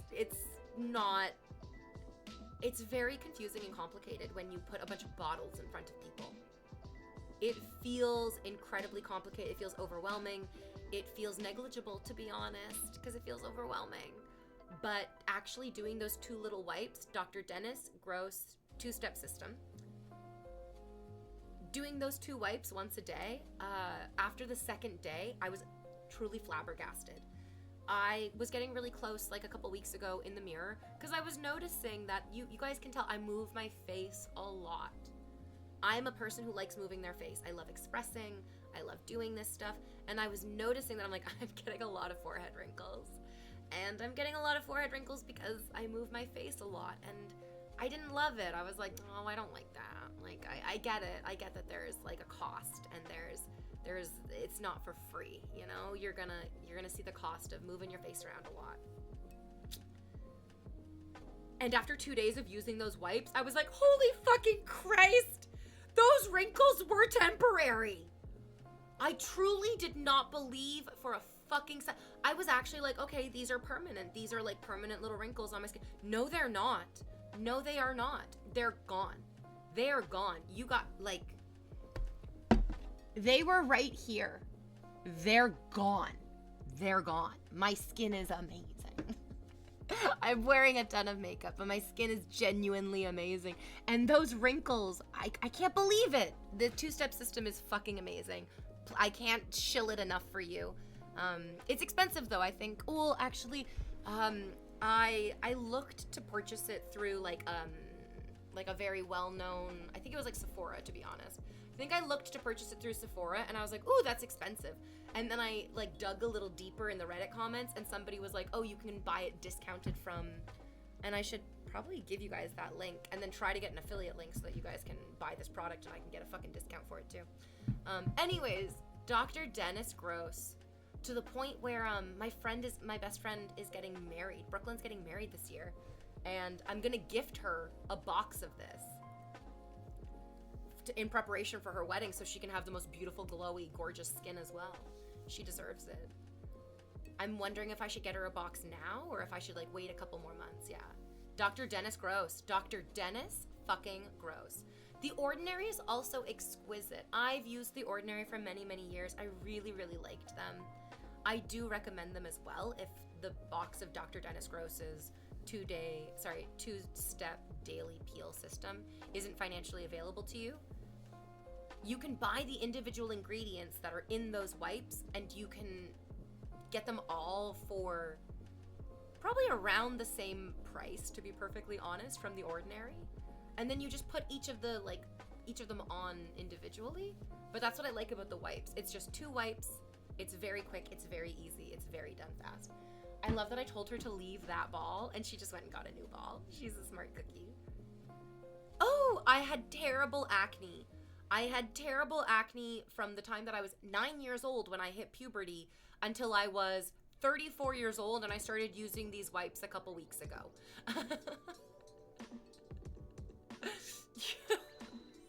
Like, I had eczema and acne and wrinkles literally a month ago.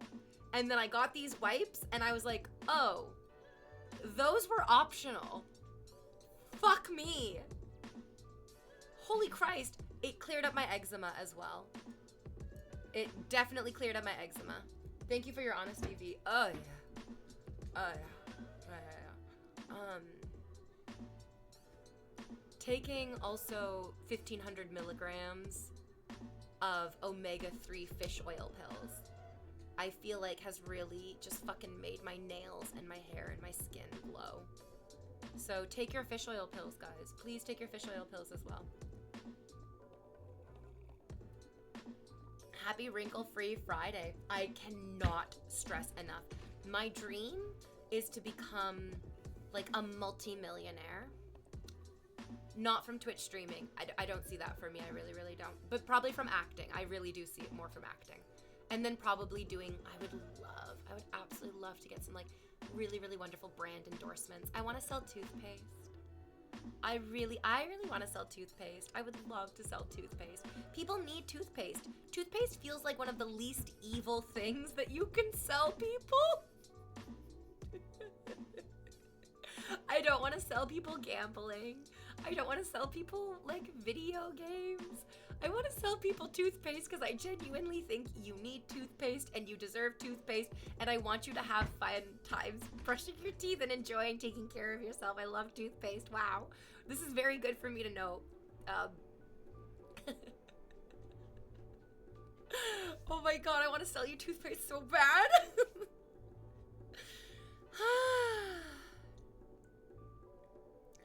I want to do the Oprah thing.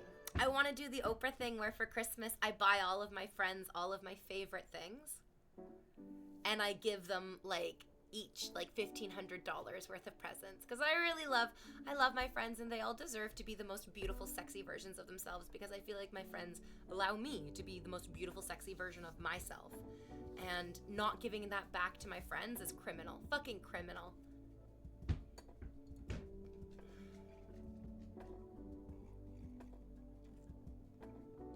No respect for anyone who makes money hawking toothpaste.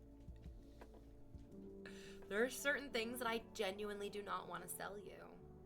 I really don't. I don't want to sell you some things. I don't really want to sell you anything, I guess. But I want to get paid to help you make good choices. Okay. Yeah, that's a nice lie I can settle into. I like that lie. Okay. Hello. What would you endorse? What would your endorsement be? Here's another idea I have, which I think would be excellent. It is a Canada-wide campaign, and it's called Remember Your Canadian Girlfriend. It can also be Remember Your Canadian Boyfriend as well. Remember Your Canadian Significant Other. It's sort of this like global, it was like this adorable global meme where people would say, oh yeah, I have a girlfriend, she lives in Canada, you don't know her. And I want the whole world to remember that, because each and every one of you, every person on the planet, deserves to have their imaginary Canadian girlfriend or imaginary Canadian boyfriend. And that's important, not just for Canadians to exist, but for you to fetishize fucking Canadians. That's an important facet of our humanity, of our culture, of our planetary experience. Amen. Amen! Can I get an oh, Canada? Oh, how are you gonna get that ball? That's right, Brandon. It's Diz! One can dream about a sweet Canadian girlfriend.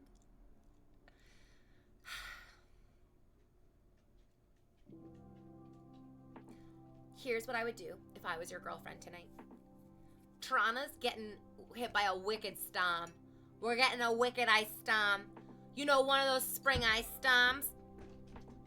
So I would say, babe, you have to come over early because the snow and the rain and the ice are gonna get us. Come on over. Let's take all the couch cushions off the couch. Let's take all of the pillows off of all the chairs, and let's make a big nest on the ground, like a big conversation pit nest on the ground with all the pillows and all the blankets. Let's turn the projector on and let's play Breath of the Wild while we bake cookies and we drink hot chocolate. And then when we eat all the hot chocolate and cookies and we get kind of bored of playing Breath of the Wild, we can put on a scary movie. We can watch a scary movie. And then once we're done watching the scary movie, we can decide if we want to watch a couple episodes of like Bob's Burgers before we get into bed and fuck each other's brains out, or if we want to like go back and play a little bit more Breath of the Wild. I'm not actually, that's what I would be doing tonight if I wasn't actually going on a date with a real human man. I'm gonna put on a really adorable slutty dress with some nice slutty shoes and a good slutty amount of makeup, and I'm gonna go sit at a table and I'm gonna go dangle myself sexually in front of this dude and eat a really nice meal. I'm very excited for it. Yeah. I second that. Case dismissed. Bring in the dancing lobsters. Oh, I'm getting cold over here. How are both options so perfect? Because I'm involved in both of them. What cuisine? I think it's French. I think we're going to a French restaurant. Maybe Italian. No, I think it's French. I think it's French, yeah.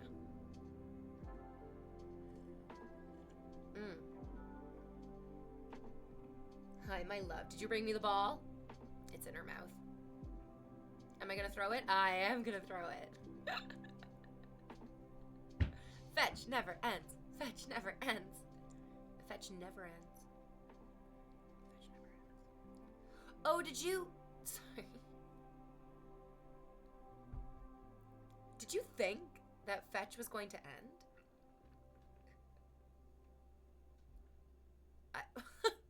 Fetch never ends. Fetch never ends. Fetch never ends. Yeah. Never. Oh, wait. But here's the thing. I don't know. Sorry, I was just thinking about the Dr. Dennis Gross's 2-step skincare program. I don't think you can actually get all of... It depends on where you live in the world. I don't think you can actually get all of the same products from The Ordinary that are in the Dennis Gross wipes, because it's an AHA and BHA peel, basically. That's an alpha hydroxy acid and a beta hydroxy acid. And in Canada, I'm pretty sure you can't get alpha hydroxy acids without a dermatologist's recommendation. I think you can get them in these wipes because it's such a low concentration. But from The Ordinary, you'd be getting like a bottle of alpha hydroxy acid, which I don't think you can get in Canada. So that's another good reason to get the Dennis Gross wipes, because you don't need a dermatologist like you might for some of the other products. Okay, all this is to say, I'm gonna take a quick little break. I'm gonna stretch my legs. Maybe I'll take a picture of my butt. Yeah, you love a picture of my butt. And I'll be right back. Don't go anywhere. Stick around, hang out. Yeah, just enjoy it.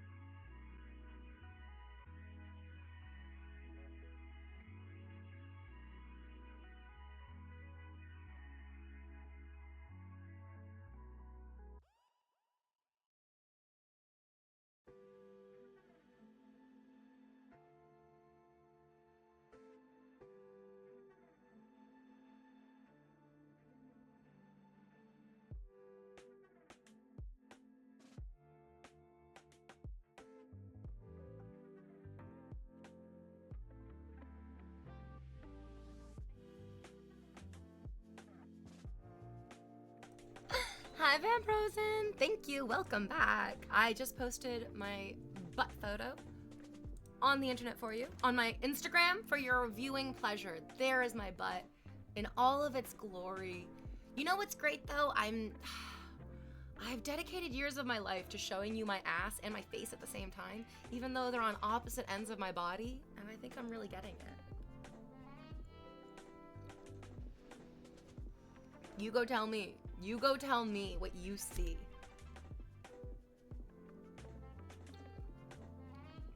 Because I'm working hard. I'm working hard. How do you show? I'm serious, guys. Sorry, screaming. I'm screamingly serious. But I'm serious, guys. Can you show your butt and your face at the same time? Get in the mirror, twist yourself around, take a selfie. I dare you. I dare you. I dare you.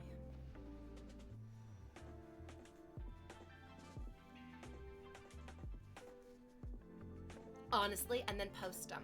Let's see. And then let's see these, actually. I'd love to see you guys do. I'm like, oh, wouldn't that be such a fun thing for my birthday?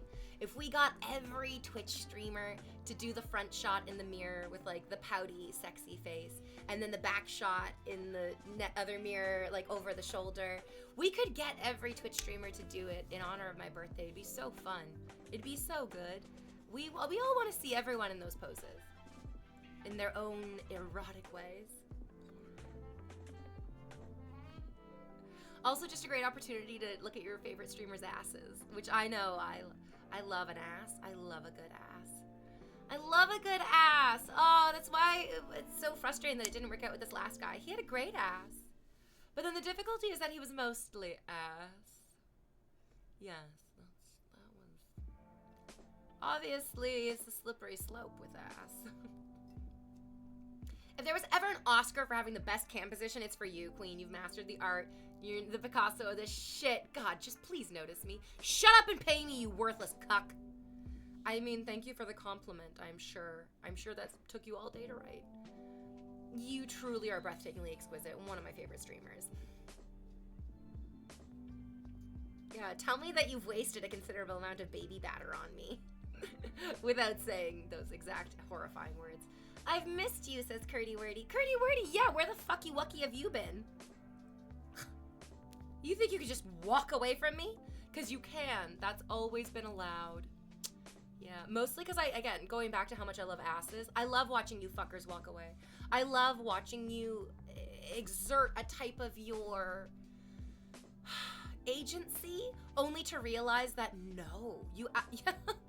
Every step that you think might take you away from me brings you closer to me. Because I'm always on your mind, I'm always on your horizon. You can try to walk away from me, but it's only gonna bring you closer to me. Because I'm in your heart, you dummies, you stupid idiots. I'm in your heart. You can't walk away from your heart. It's inside your bone cage. I'm sorry, says Curdy Wordy. I'll make you sorry. I'll make you sorry. I got a new job. That means more gifted subs. Yeah, you're gonna be sorry. 14 months? That means you owe me 15 gifted subs. One for every month, and then another for good luck, you worthless idiot.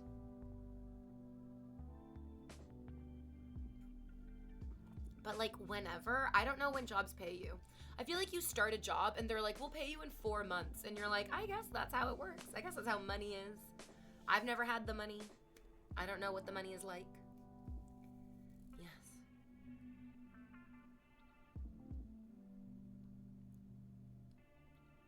It's a mental illness to keep too much of anything except for money. You know what I mean?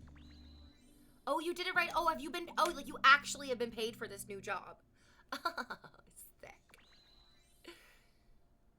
Yeah. Sick. That's sick. That's good. In acting jobs, it's like very common. I think that you just like, you wait like weeks or sometimes months to be paid. So it's like you spend a whole day filming and you're like, God, I hope I get a paycheck in 6.5 weeks. This is what you have an agent for, because your agent is going to be like, yo, I want a cut of that fucking money, so you idiots are going to pay us. Oh, I'm very excited. Have you ever had like a 9-to-5 job? Yeah, lots of them. Lots and lots and lots of them. I've done a lot of different types of work in my life. could do it again. Absolutely. I definitely could. There are certain jobs that I would actually jump at the opportunity to get to do the 9 to 5 of.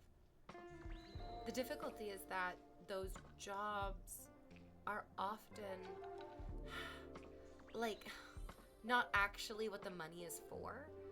You get that job and you do it because you want to, and then the money is to tolerate all the extraneous parts of the job, not necessarily the job itself, you know what I mean? And then at that point I'm like, no, the money isn't the money isn't worth the like emotional labor that I would have to do on top of the actual labor. That's too much labor. I got really, really lucky that most of my jobs I had pretty nice bosses. Like when I worked in retail jobs, one of my managers was so kind. She was a woman about my age, and so she was like, yeah, if there's nobody in the store and everything is clean and restocked, you can definitely go on Facebook for like 5 to 15 minutes. And then please spend like 20 minutes doing store stuff. You know, keep it even. If you're gonna slack off while you're in the store because there's nothing really to do, I'm okay with that as long as you still get other store stuff done in between slacking off. She was a great boss. I loved her. I think that was a great way to manage like young people working at a fucking retail job. What sucks is that she was replaced with a manager who was like, oh no, you're on the clock, you're working, you need to be like working. And then her idea of work was like, you are expected as an employee, which is crazy because if they had given this to me in the job interview, I would have been like, absolutely not this. The expectation of a lot of jobs is that you keep yourself busy with work, that you sort of disregard your own literal sense of self to become codependent on the relationship with the company. I don't like that. That's a creepy thing to me. I don't like that at all. I was very into doing the work, but I was not into this idea that I would sacrifice myself for the work.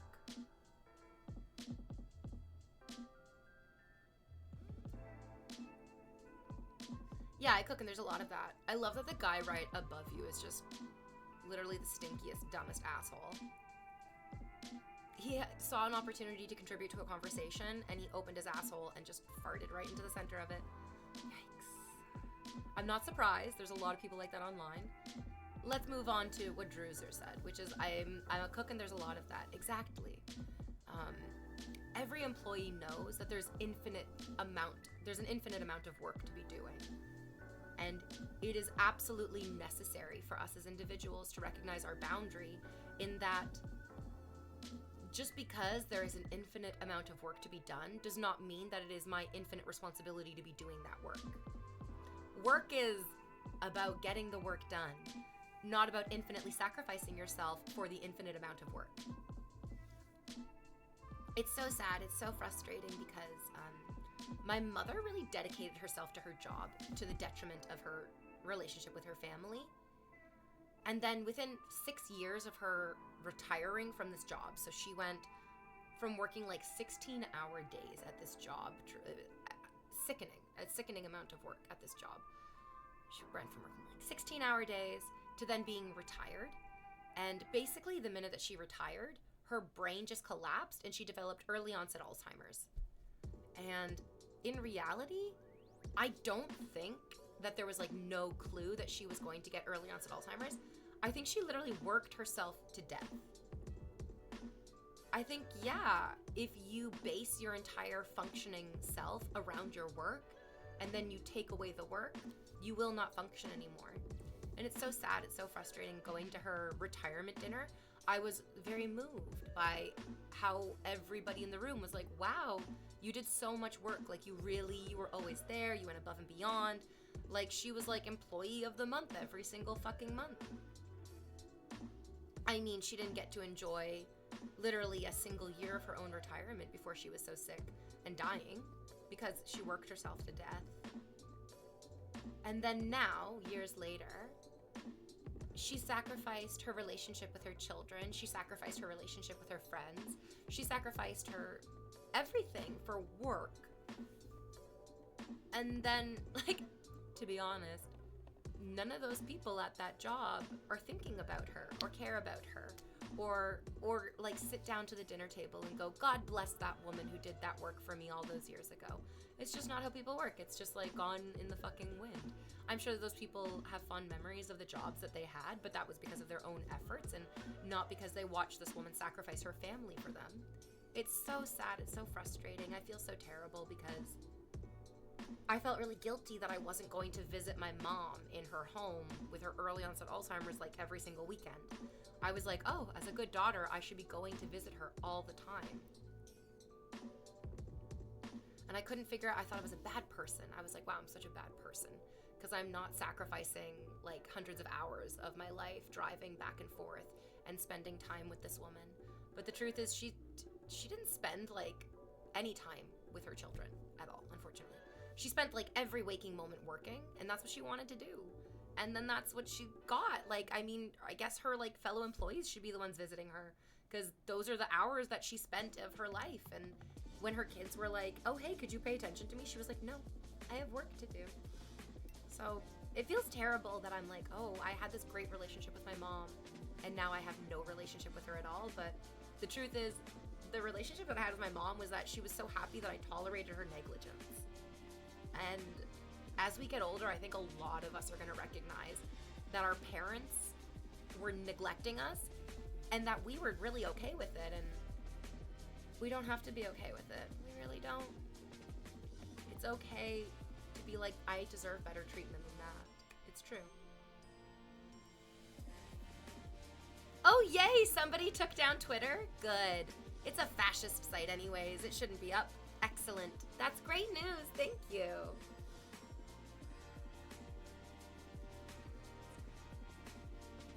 Oh my gosh. I have so many like intense feelings about what is your work worth? There are just too many horror stories of people.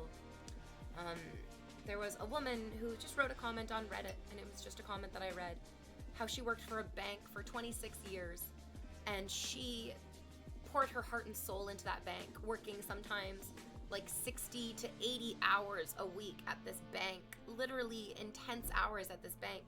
And then her husband got sick, and she had to pull back from giving everything to work. And then they fired her. And she was like, what the actual fuck? Like, I spent decades, literally decades of my life giving everything I could to this company. And now that my husband is sick and I actually have to like put some energy and effort into something other than the work, you're actually just gonna cut me fucking loose? It's terrifying and it's very real. The same thing happened when I worked at the Disney Princess Company. I loved being a Disney princess. I thought it was so wonderful. I thought it was really, really fulfilling. I thought it was so excellent. But I also got to recognize that if I said, hey, because I was like struggling. I was not in a good spot. My mother was getting sick. My family was falling apart. I was struggling. And I was like, I don't know if I can do these parties. I don't know if I can like go and smile in front of rooms full of happy families while my family is crumbling around a debilitating, degenerative, and terrifying illness. And the company was basically like, eat rocks. We don't really care about what you're doing. We're supposed to be making money. And then I left that princess company. I was like, okay, then fuck you.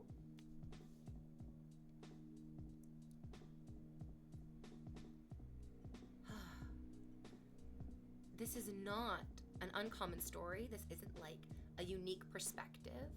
I don't even think this is a particularly deep conversation, to be honest. I think it shows how shallow lots of people are, that they would hear this and think this is a deep conversation. This is just an experience of the average human person. I feel like every single person on the planet has a story about like watching somebody throw themselves basically into their work to death to get nothing back, in return. To get what back in return? A firm handshake and a pat on the back as you, and don't let the door hit you on the way out. Oh, Viking, just ban that person. They're just saying something. They're saying something categorically wrong to try to get to the conversation to be all about them. We could just ban those people.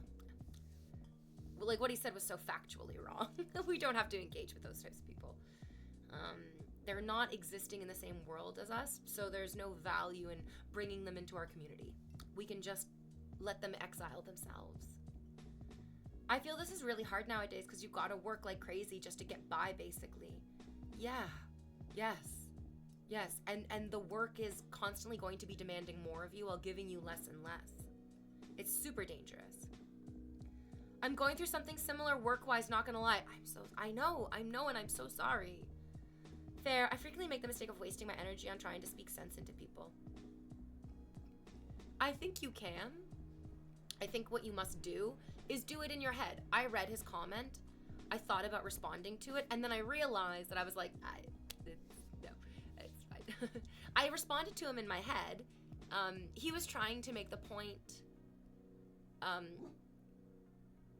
that Twitter isn't fascist. He was trying to say something to the effect that, like, Twitter isn't fascist. And he was going to try to make me argue that Twitter isn't fascist. And the sun rises in the east, and Twitter is a fascist social media app. I don't need to argue. There are obvious examples everywhere that not just I have witnessed individually, so the onus is not on me to give you the evidence. Tons of people have given tons of evidence, and for you to refute that, you would need to refute their evidence. I don't need to do any of that. Stronger, smarter, more dedicated people than I have already done that. Yes. Yeah, I have no problem standing on the shoulders of giants, and I'll recognize that that's where I am. Yeah.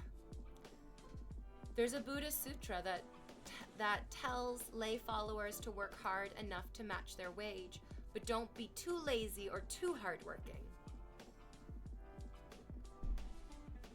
There's good work to be done, and that's, I think, one of the most devastating tricks of this is that, well, I'm not saying that work is bad. That's such a nightmare. It's not. Work is so good. There is good work to be done. Each and every one of us can do good work. The difficulty is that what's good work for us is not necessarily immediately super duper profitable for our bosses. And so they're like, don't do that good work. Just do the profitable work. Sorry, you wrote a lot. Whoa! Okay, hold on. You wrote a lot. I'm gonna get to that in a second. One thing which keeps being a motivation to still talk to them is to make others in the room recognize that there are voices against this idiot. But here's the thing, Viking. I'm not saying that telling stupid people to be quiet isn't necessary. It is absolutely very, very necessary. I do think we need to tell stupid people to be quiet because stupidity is very dangerous, almost more dangerous than outright evil is. I think that there are many different ways to tell stupid people to be quiet, and I think it's more valuable to think about what is going to benefit the best listener the most. And the truth is, what will benefit the best listener the most is the positive affirmation of what they feel, not necessarily a negative refusal of what somebody else said. Even though they're both valid and they're both good and there's time and places for both. So people got really, really mad at Rachel Ziegler for saying that, the old Snow White story was kind of misogynistic and didn't really give Snow White enough agency in the story or even enough to do in the story. And again, it's what she's saying, I feel like what she's doing is responding negatively to the worst view in the room, which is to address the most inappropriate, egregious feeling or this point. I also can recognize that what she was also saying is that the new story of Snow White gives Snow so much more depth, so much more time, so much more opportunity to connect to her world, connect to herself, and then also to connect to the audience, which is basically saying all the same stuff, but without that, acknowledging the worst person in the room. I don't know. I haven't seen the new movie. I'll watch it when it's available for streaming, because I already pay for a Disney Plus subscription. I'm not going to give Disney extra money by going to an expensive movie theater thing for a movie that I really don't want to watch. I really don't. Gal Gadot's acting is so bad. She's so bad, and I really like the Evil Queen. I really feel like the Evil Queen deserved to be a more interesting character than just are you turning against me too? Well, are you? like, oh my god, all the subtlety of a sledgehammer to the face, sweetheart.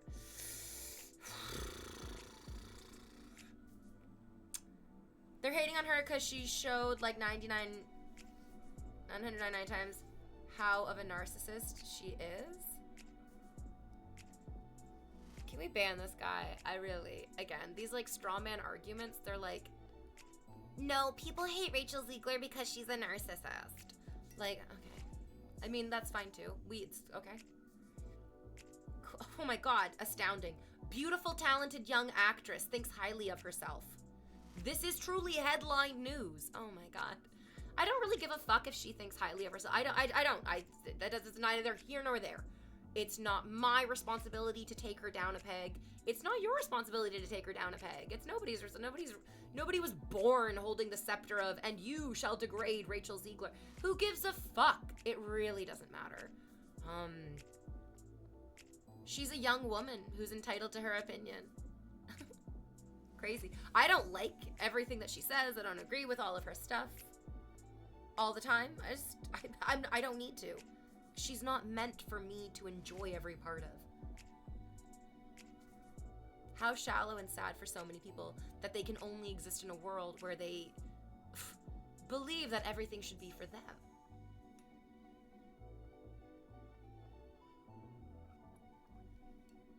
Oh, I would have loved to play the evil queen, absolutely, yeah. I don't care if an actor is like a narcissist. I care if they're evil. I mean, to be honest, most of the actors that we know by name kind of are entitled to feeling better than regular people. We have actually raised them, like, truly up in society in every single way by their fame. So, I mean, we really love it when, like, celebrities are, like, super down to earth. They're just like us. They're so down to earth. They're just like us. I mean, how do you not also see that as kind of an act as well, as a manipulative act as well? Because they're not just like us. Their lives are radically different than the average person's life in every single way. And yeah, some of them are going to get huge, crazy egos because they're very insulated and they're going to say stupid things. I mean, to me, it just seems like people existing in their given circumstances. It's a really crazy thing for us to criticize them for, considering that our own given circumstances are so unique and special ourselves.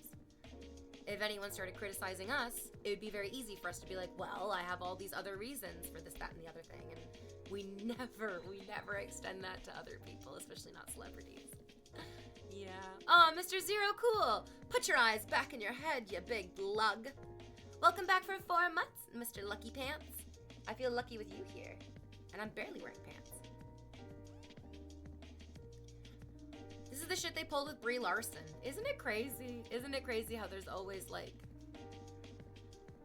a new it girl who's very, very popular, and then she falls out of popularity and she becomes the butt of jokes, and then there's like a new it girl who pops up and then she becomes very unpopular and falls into the butt of jokes, and then there's a new it girl who comes up and she's very popular, and it's like, it goes like Hedy Lamarr, Bridget Bardot, Jane Fonda,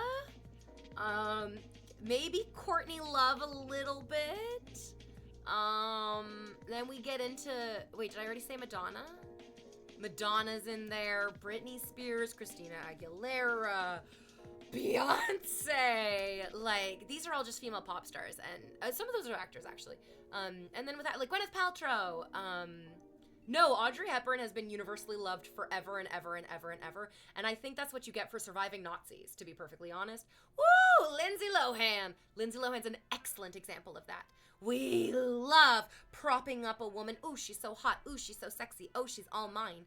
Until we start noticing that lots of other people feel that way. And then, for some reason, instead of being like, oh, my sense of individual adoration is compromised by the multitudinous amount of adoration she's getting, I'm upset at my own lack of individuality. I'll just hate this woman because she's a whore and she didn't like stay loyal to just attracting me. She attracted too many people and now she's terrible. Ooh, Miley Cyrus. Yep, Miley Cyrus for sure. Yo, yeah. I worry for Sabrina Carpenter. I feel scared for Chapel Rowan. because these are other women who are on their like upswings, and it's terrifying. It's really, really terrifying because we know how vicious people can be. Sydney Sweeney, yeah, Anya Taylor-Joy.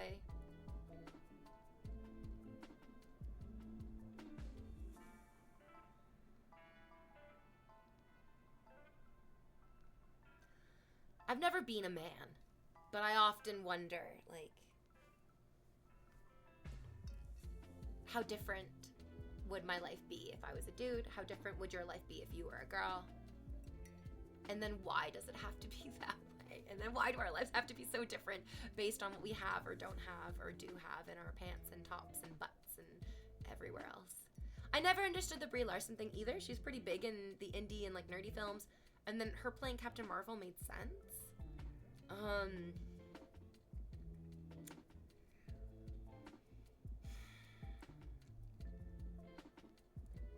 I think that maybe some people felt a tiny bit intimidated by Brie Larson. I'm a little bit intimidated by her. She often like played roles of intimidating women. And I mean, some men are really, really into being intimidated. Some men are really, really horny for it. But not all men are really horny for being intimidated. Some men don't like it. And often the men who don't like being intimidated by a woman are the loudest. And they create a sort of safe bubble where other men who aren't comfortable with feeling intimidated get to feel never insecure, never intimidated. I think about, do you guys remember that movie about the monsters? So, I love top character tropes. I love character tropes. I love, like, social media. Not social media, rather. I love pop culture. I love pop culture. Which is, like, turned into a lot of social media influence as well. Talking about that movie where the girl gets big. It's like they're different types of monsters and they join a big monster team. I don't think I watched that one, but I was aware of it. I feel like I was just a tiny bit too old to get into it, but I was aware of the characters. Many people my age on the internet are talking about, oh, was it Monsters vs. Aliens? That sounds maybe kind of right, yeah? The main character girl gets really big. She turns into a giant and her fiance leaves her. And so many men are like, whoa, this is unrealistic. In a movie called Monsters vs. Aliens, the most unrealistic aspect was that this guy's super hot girlfriend turned into a giantess and he didn't immediately go, thank you, God. I don't know what I deserved. I don't know what I did to deserve this blessing, but thank you. So many men. Oh yeah, Ginormica. Like she got so big and then her fiance was like, I don't want to be with you. And the truth is there are lots of men who intrinsically associate femininity with weakness, smallness, gentleness, subservience. Those are unfortunately in a lot of really toxic men's and women's minds. Those are the foundations of femininity. They're not. Those are kind of those are the foundations of toxic femininity. Femininity is far more complicated than just being like a tiny wayfish, young, innocent, vulnerable baby dove. That's not femininity. That's a great reduction of the intense power of womanhood. Ooh, baby. Oh, we all know the intense power of womanhood. We've all been cowed by it. When Rihanna said, good luck booking that stage you speak of.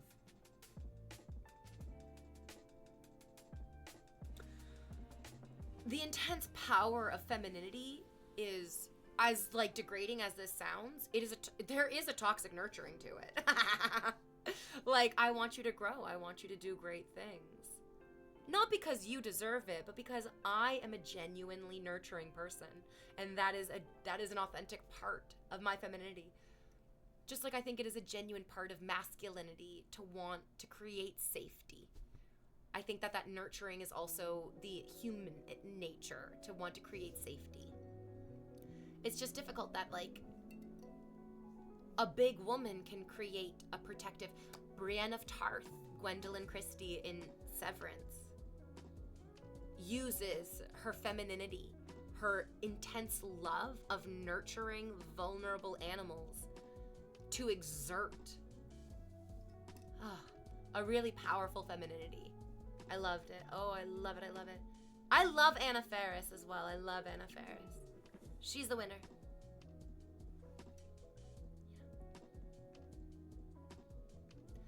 Anyways.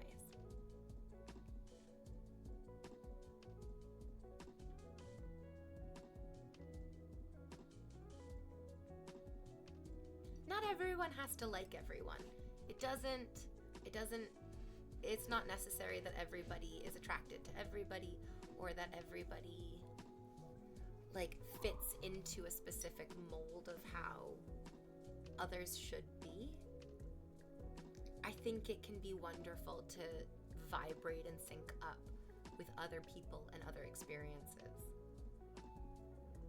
But then it's really, really hard to maintain your individuality while you're vibing to that. Give us that Jeanne d'Arc type of femininity. I'm like, wait, Jeanne d'Arc, like when Joan of Arc wanted to play on the basketball team in high school and she pretended to be a boy? I think we can all agree that I'm the embodiment of masculinity. Who would be the embodiment of masculinity to me? Oh, I feel so pop culture brained that I'm like, it's Pedro Pascal. I feel like Pedro Pascal is the embodiment of masculinity in that he is able to play somebody who is sensual, thoughtful, passionate, while simultaneously being very hard. Ooh, Aragorn. Aragorn. Oh my god, I love it. Oh, I love Aragorn. And then Samwise. To be honest, you know what? I think Samwise almost even more than Aragorn. Because Sam has no obligation. I think Aragorn shows an excellent way that people who are born into extraordinary circumstances can rise. I think that's a very important story. A very important story. But it's not more important. Oh God. But do you know what the most important story is? It is people who are born into the most average of circumstances, putting themselves into the position of extraordinary acts. I love it. I love it so much. I love Sam. You know what? Maybe that's what I'll do. Maybe I will try dating and I'll be like, I'm looking for my Samwise Gamgee. That's the man that I'm going to fall in love with, is Sam. It's not Aragorn. It's Sam. Pedro does have some crazy range. His tenderness and his vulnerability is what really makes my pussy pop. Oh, I wasn't aware they translated her name for the English-speaking cultures. Yeah, Joan of Arc. So, in Catholicism, you are baptized as a baby. And that is to remove the original sin, which every person is born with, that Eve incurred for eating the apple in the Garden of Eden. So your soul is then cleansed. And in the Catholic religion, you're allowed to have a clean soul, and your soul can be re-cleansed over and over and over again in childhood because you're a child. You know what I mean? Like, basically all of your childhood sins are automatically cleansed because you're a child. Your birth sin is cleansed by your baptism. But to remain in the Catholic Church, you have to go through confirmation. And confirmation is when the church says, you're not a child anymore. You are going to start incurring actual sins. You are going to start becoming somebody who needs to apologize and be aware of their shortcomings within the community of the church. And we're going to recognize you as like an adult. And so confirmation happens. They dress us as like little brides and little grooms. I'm not even joking. It's very, very weird. They dress like little kids as little brides and little grooms. And the bishop comes and they say, if you're going to be recognized as an adult in our Catholic community, capable of incurring your own sins and then working towards salvation to enter into the kingdom of heaven, you need to have a saint's name. So you get to pick a saint's name, and then you learn about the saint, and then you take that saint's name. And I picked Joan of Arc. I absolutely picked Joan of Arc, not because I have any deep, close connection to Catholicism or like Catholic. No, fuck that. She was a badass, crazy bitch who was like, oh, I'm leading the French. Oh, I'm leading the French. God's talking to me, and I'm leading the French. I thought she was so cool. Her episode of Wishbone, what's the story, Wishbone? What's this you're dreaming of? Wishbone's episode, I loved her episode. I couldn't believe, I was like, oh shit, they fucking burned her to death. And they're showing this on a children's TV show. They're badass, so badass. I love Joan of Arc. So my Catholic, when I go to heaven, they'll be like, oh, InvaderVie, you're not getting in. And I'll be like, I'm also Joan of Arc. And they'll be like, oh, she didn't get in either. Get out of here. Just kidding. She's a saint. She's a saint. She's in heaven. She's good. They were like, yeah, God's talking to her. That was real. We asked God and he said, yeah, here are the DMs. Oh yeah, I hit her up. She's hot. Think of all the subs Joan would have gotten if she was alive today and on Twitch. It's me. I'm Joan of Arc. God is talking to me. He's letting me know that even if you're not French, you should follow me because my ass is just that followable. She's basically the medieval type metal as fuck. Oh, man. I love her. I love her. Hello, all. How you all doing? It's good. It's good. It's good. It's Friday. It's Friday. We're making it through the like one of the toughest. January, February, March are by far the hardest months of the year. I feel like they are the months where my energy is the lowest. I feel like they are the months where my like mood is the most fucking tumultuous and low. I'm really looking forward to April. I am really looking forward to April. I feel like there are good things coming for each and every one of us in April. Also metal as fuck because how many paintings show her in armor? Zendaya's Met Gala Joan of Arc look for the Catholicism themed Met Gala. Oh my gosh, so horny for it. So horny for Zendaya's Joan of Arc. I loved it. I would literally follow that ass through heaven and hell. Derek, why aren't you subscribed? In April, I'll be so much happier too. The sun will be out and I will be traveling. Yay. Yes, baby. Yes. Yes, yes, yes, yes, yes, yes, yes. That's what I like to hear. I'm very excited for the sun being out. I'm very excited for just like a little bit warmer weather. Do you want to know why? Because I am a sit down on a patio and quietly read a book in the sunshine type gal. That's who I am. That's how I live my life. That's what I want to do until the day that I die.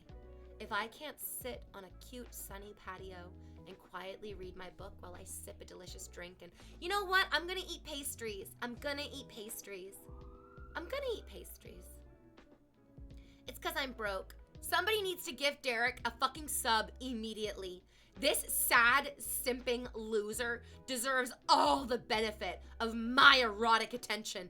And you worthless idiots are just sitting there quietly enjoying it for free? No. Suffer for your fellow man, you sad worms. Fa. That's right, I fawed you. Get fawed, fuckers. What is your favorite pastry? I love a Danish. I love a Danish. I love a croissant.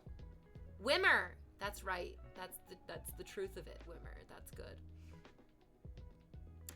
I love a croissant. I love a cookie. I love a Danish. I love a cannoli. Wait, no, hold on. What's not a cannoli? I love, can you start naming more pastries for me? I feel like I don't know any of the names now. I love a Madeleine. I love a Madeleine. I love pull apart monkey bread. I love a s'mores cookie. Thank you, my dude. Pastry stuffed with cream. I love it. Is that, wait.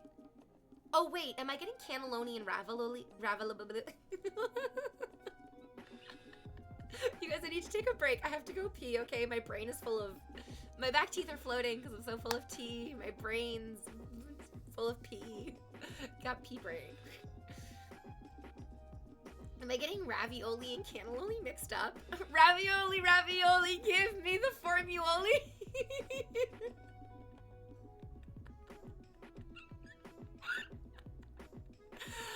I love old SpongeBob episodes. Oh my god. Oh, I love old SpongeBob. You know what? Yeah. Wow. Ravioli, give me the formuoli. Oh, seasons 1 to 4 of SpongeBob make me so happy. It really, really makes me so happy. Obey Queens? Wait, if I tell you to gift me 10 subs. Obey Queen, gift 10 subs. Does that work, or is that just, is that feature not activated today? Go piss girl before you break to us accidentally. You're right. You guys are absolutely right. I was just sitting here playing with fire. Now I want to dub SpongeBob over Severance and see if it works. So, oh my gosh. Okay, so Sandy is Helly. Mark is SpongeBob. Patrick is Dylan. Squidward is Irving. Mrs. Puff is Cobell. Are there any black people in SpongeBob? Oh, are there not? There's not a lot of black people in SpongeBob, you guys. That makes me feel sad. Who's black in SpongeBob? Who's black? Sandy seems kind of black to me, to be honest, but Helly's not black. No, Patrick is too stupid for Dylan. Patrick wasn't always this stupid. Oh, people say Mr. Krabs could be black.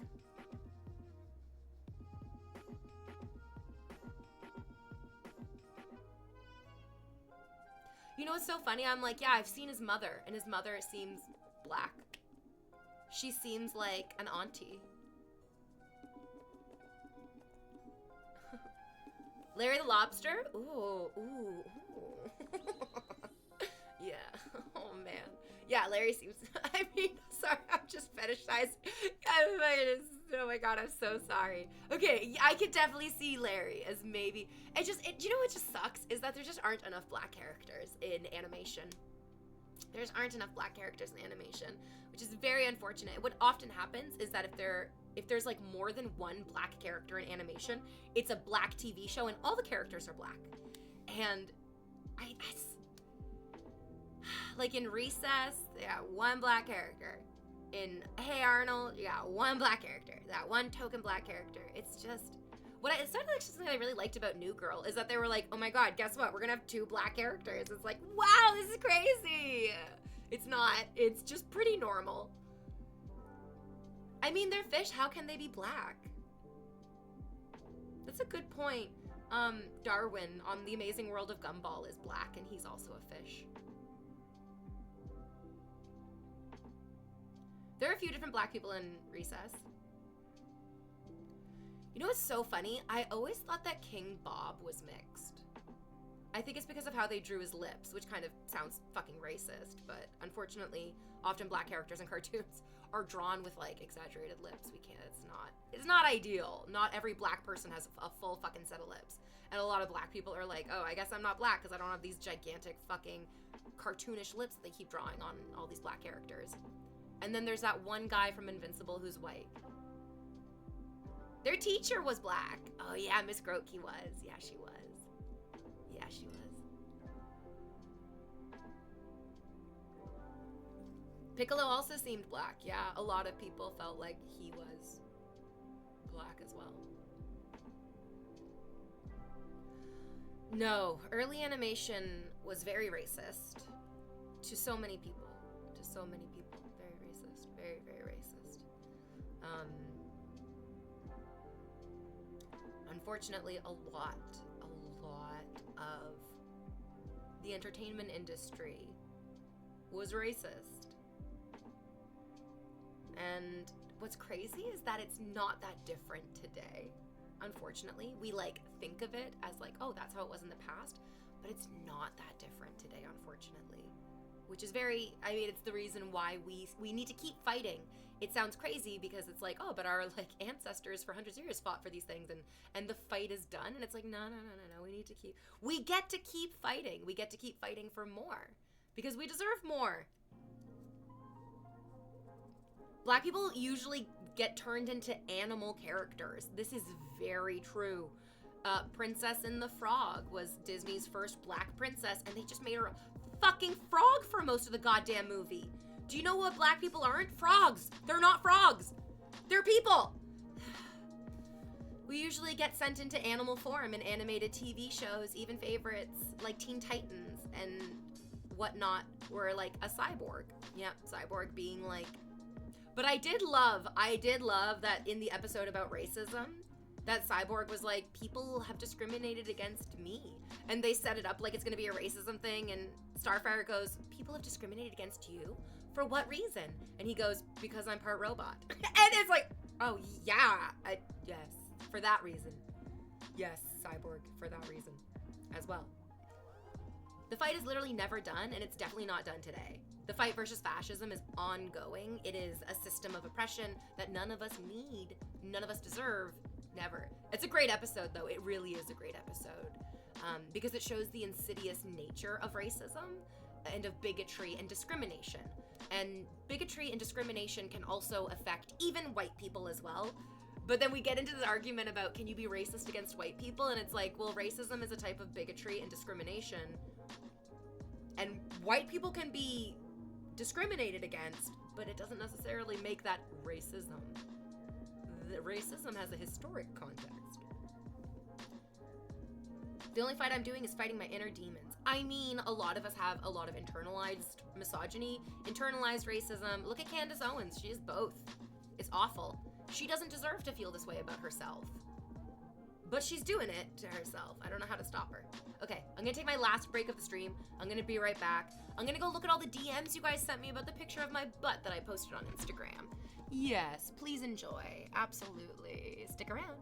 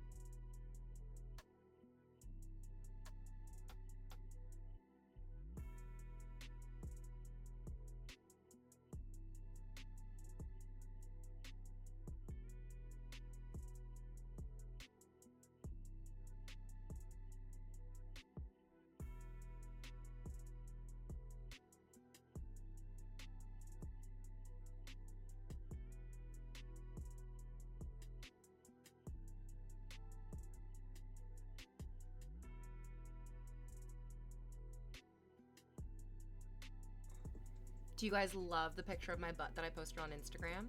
I know you do. It's a good picture. I'm figuring it out. This like, how do I show you everything while showing you nothing? Hello, I'm back. Oh, yay, a dude named Chris. Thank you for the gifted sub. Have a good weekend. Yes. You guys, I'm so excited for this weekend. Okay, here's my plan. I'm going on a date tonight, which is going to be great. I'm going on my date with this very normal man who we've decided to call Norman. I'm so excited. As much as I'm like, don't get your hopes up, like, don't. I'm like, I can't help myself. I'm like, okay, you've like let go of all of these like inappropriate desires and hopes and dreams, and you're just gonna like be there in the moment. And I'm like, oh, you're like pinning hopes and desires and dreams on top of this by being in the moment, you dummy. You dumb fucking bunny. Norman Normal. Which cartoon is this again? So the first episode of Gravity Falls, which is one of the best 2-season TV series of all time. If you haven't watched it, please do yourself the favor. The first episode of Gravity Falls shows Mabel, one of the main characters. It's Dipper and Mabel. They're twins, a boy, Dipper, girl, Mabel. They go visit their great uncle Stan at his tourist trap up in like the Oregon woods. He works at the Mystery Shack. And he runs the Mystery Shack, and like the woods are mysterious, and it's also mysterious. It's like wonderfully mysterious. And the first mystery is like, who is Mabel's new boyfriend? Like, Mabel gets a new boyfriend in the first episode, and like, who is Mabel's boyfriend? What is the truth of Mabel's boyfriend? And it's a great episode. It's awesome. I'm not spoiling it, but but I'm not. Then maybe I did. It's the first episode. It's fine. I love Gravity Falls. She was the first. Kristen Schaal voices Mabel in Gravity Falls, and she also voices Louise from Bob's Burgers. And I think her first TV role was in Flight of the Conchords. That was the first time I saw her. She played a like super fan of the band Flight of the Conchords.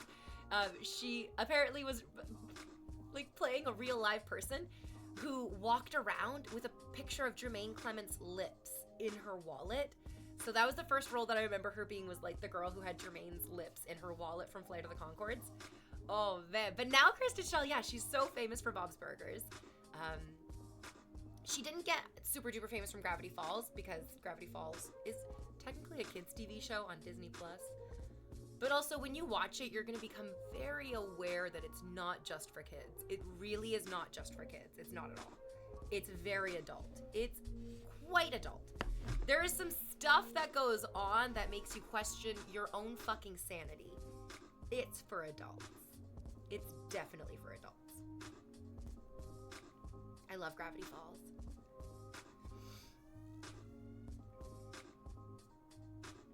There was a hurricane. So when I worked at the Disney Princess Company, there was this like organization in Bermuda who hosted a big fundraising event every single year. And part of this fundraising event was that they wanted to have Disney princesses come to the event and perform. Oh, right. It was a daddy-daughter ball. Bermuda, whatever. Daddy-daughter balls are, like, not something that I've had experience with. But apparently they're super normal in other parts of the world. So it was like a daddy-daughter ball fundraising event, and they wanted professional Disney princesses. And so they hired us from Canada to come to Bermuda. So I got to fly to Bermuda to do this Disney princess event. We ended up going to visit a long-term care home for children as well with disabilities. We ended up visiting a school. That was so fun. Those kids were losing their fucking minds. They were like, holy Christ, Elsa is like literally walking through the halls of my school right now. This is crazy. It was a lot of fun. And then there was a hurricane. That was less fun. We were really lucky that the day of the event, it was like the event was going from 7 p.m. until like 11 p.m. And at 11:30 was when the hurricane really kicked off. So we were supposed to leave the next day, but that was when the hurricane was really fucking kicking off. This was Hurricane Joaquin, if you want to like look it up and see when this happened. I forget what year it was, but it was Hurricane Joaquin and it hit Bermuda. And that was terrifying. That was so fucking scary. And the only thing we could do was just like huddle in our hotel room while the hurricane passed. and we turned on TV, and the Gravity Falls episode, Not What He Seems. If you know Gravity Falls, you know that episode. I think it won an Emmy. I think that episode of Gravity Falls was like nominated for an Emmy and like maybe even won the Emmy. Actually, maybe it didn't, but it was probably nominated. It's like one of the best episodes of television ever. You need to watch all of the first season because I think it's the first episode of the second season. Or it's the season finale of the first. Anyways, it's like in the middle of the series, and it's the best episode of television you've ever seen in your entire life. It's fucking. It gives me like chills just thinking about it. It makes me so happy. And it was on TV while we were in the middle of this hurricane. I'll never forget it. I'll think about it all the time. When I think about Gravity Falls, I think about being in that hurricane in Bermuda because I'm doing a princess thing, and it's Hurricane Joaquin, and we're like, what are we gonna do? What are we gonna do? And we turned on the TV, and it was the Not What He Seems episode of Gravity Falls, and it made me so happy. It like still makes me happy to this day. I love that episode. I love Gravity Falls. Oh, and you want to know why? It's the same reason that I love Jurassic Park. One of my favorite tropes in movies and television is the parents are getting a divorce outside of the story. And that's why this story is happening. You're like, wait, how is this story happening? Why is this story happening? Why is this? Oh, it's because their parents are getting a divorce outside the story. Oh, I love parents are getting divorced as like the unseen framing device. Relatable. The amount of adult jokes in children's cartoons that flew over our heads as kids is kind of a lot. My favorite is in Animaniacs, where Yakko says, look around for fingerprints. And Dot goes, I found him! I found Prince!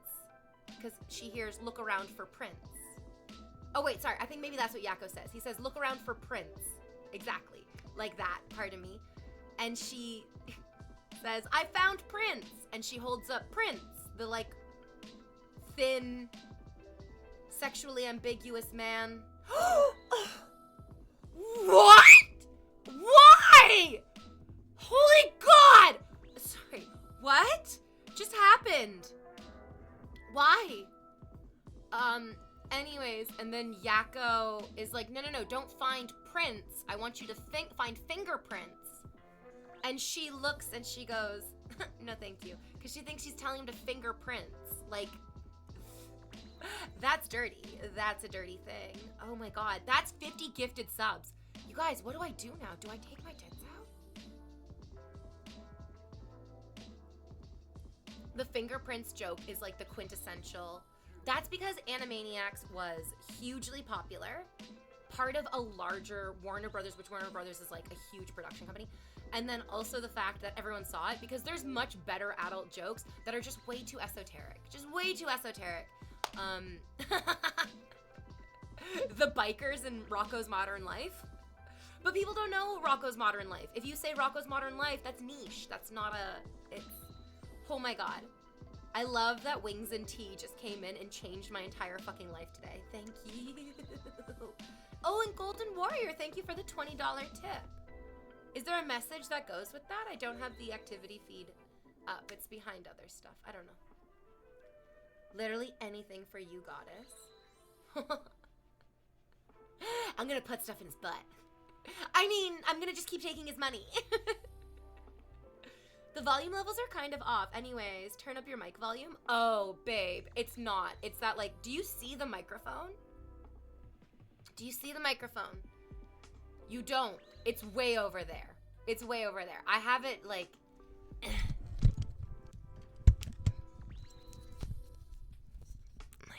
if you really want to hear me, I can make sure that you really hear me. But I don't really think that you deserve to be able to really hear me, you know what I mean? You don't deserve this. None of you deserve this. Maybe Wings and Tea does, but no one else. Yeah. You guys just gotta relax. That's all you get. You get the distance. This is literally affecting my body. I'm ASMRing him. The A stands for assault. Just joking. I mean, I hope I am. I don't know. Oh yeah, that's so nice. Yeah, but save that for the Patreon. You can't upload videos to Patreon. It's just pictures. The female bikers come into their house and just start tearing up the carpet and eating it in Cow and Chicken. Oh, it was Cow and Chicken. It wasn't Rocco's Modern Life. Ah, sorry. Okay, I got them conflated. I mixed them up. If you keep it right at the edge of like the little pig cow girl, I was getting the volume.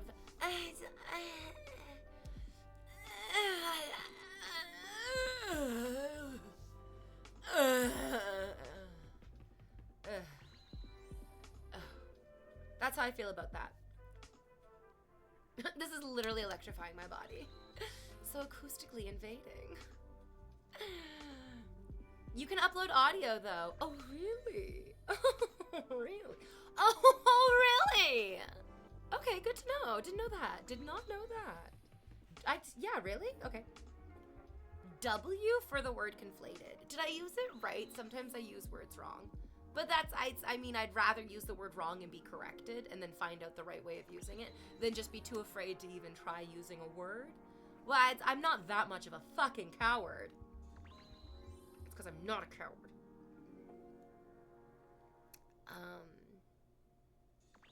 Yeah, ASMR is great. I know you guys love ASMR.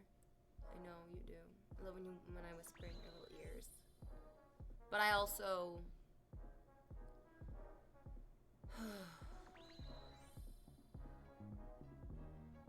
I also like it, actually. And then that's weird, where all of a sudden I'm like, I like it and you like it, and so I'm like, I don't want to do it. Who's that for? Like ASMR, but it's just nails on a chalkboard. ASMR, but it's just me pulling your teeth out. It's just violent, unnecessary dental surgery.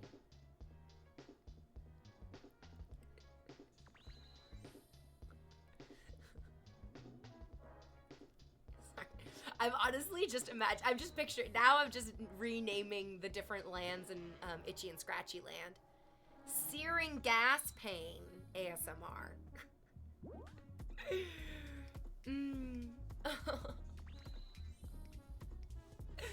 Oh, you guys, my crush of the week, my crush of the month is Tremel Tillman. I'm crushing on him so hard. I appreciate the moderators understanding this and then sending me clips of him just like chatting and talking, and I'm just like, wow, he's my soulmate. He is just my soulmate. I just need to get in the room with him. He's gonna look at my face, tell me to turn around and bend over, and then he's gonna love me. And then we're gonna be together, and oh, I'm just so into it. Oh, you should watch more. You should watch more of his content. Sweetheart, season it. Yes, please, and thank you. And then another part of me is like, no, I hate that as well. Like, I love him. I obviously am super into him. But then the difficulty is that once I get a crush on a guy, I'm like, okay, now I don't want to over-consume your content because that makes me feel like a weird fangirl, and it destroys my ability to fantasize about meeting him unflustered. You know what I mean? Like, I feel like if I don't over-consume, then I'm not going to become too flustered. One day when I get to meet him, I'll be able to be cool. I'll be a cool girl. You know? Cool girl. Oh no, wings and tea. Oh no, the gifted subs stopped. You should gift more, is what I'm saying, because they stopped. But I'm still streaming. Okay, calm down, Satan.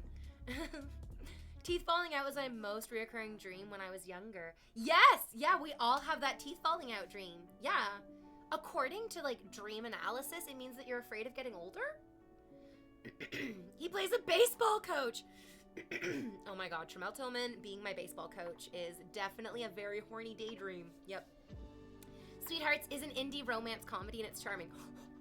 I'm into it. I'm here for it. I love it. It makes you feel like us. I was pleasantly surprised when he showed up. Oh, I mean, like...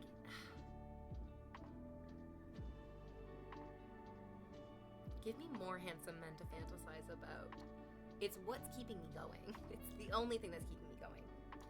Oh god, what language is this? Oh my lord in heaven. That looks like Icelandic. That looks like you are from Iceland.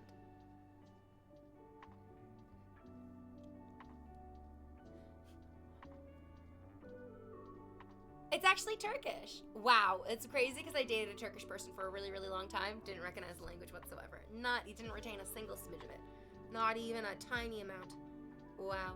Oh, sorry. Also, it's okay. Yeah, he said thanks for the gifted sub, right? Yeah. I think he said thanks for the gifted sub, which like kind of just comes in whatever. Oh my god, the mad lad did it! Oh.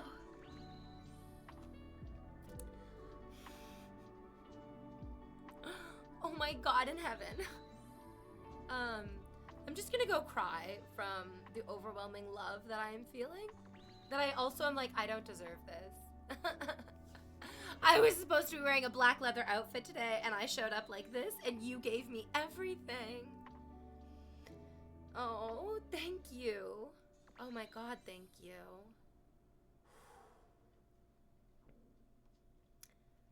Okay.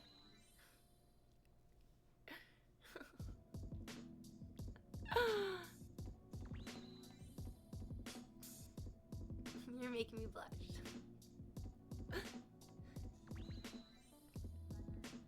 Yes, I can't wait for season 3. I really want season 3 of Severance to open on the Lumen basketball game, and it's Mr. Milchick in these shorts playing basketball with Innie, Mark, and Innie Helena. And they're like, wow, that was some crazy shit that happened before, but now it's all about the ball. Oh my god. Thank you so much for a great stream today, guys. I know. No. Oh my god. Viking. The minute I popped onto stream, somebody was like, hey, where's the leather outfit? And I was like, I apologize. I have to just explain to you that this is what I am capable of wearing today. And I couldn't put anything else on. Sometimes your body says no. And my body said yes to this, and you guys said yes to this, so I think that's okay. I think I could have made a worse choice, you know? Oh, thank you. I promise I'll wear a fun, sexy leather outfit ASAP. Yes. Yeah. I swear. Yeah. What's great is that even if it's not exactly the sexiest outfit, it's still a sexy outfit. Yeah. Yeah. Okay, who shall I rate today? Ooh, who shall we raid today? Whomst gets the raid?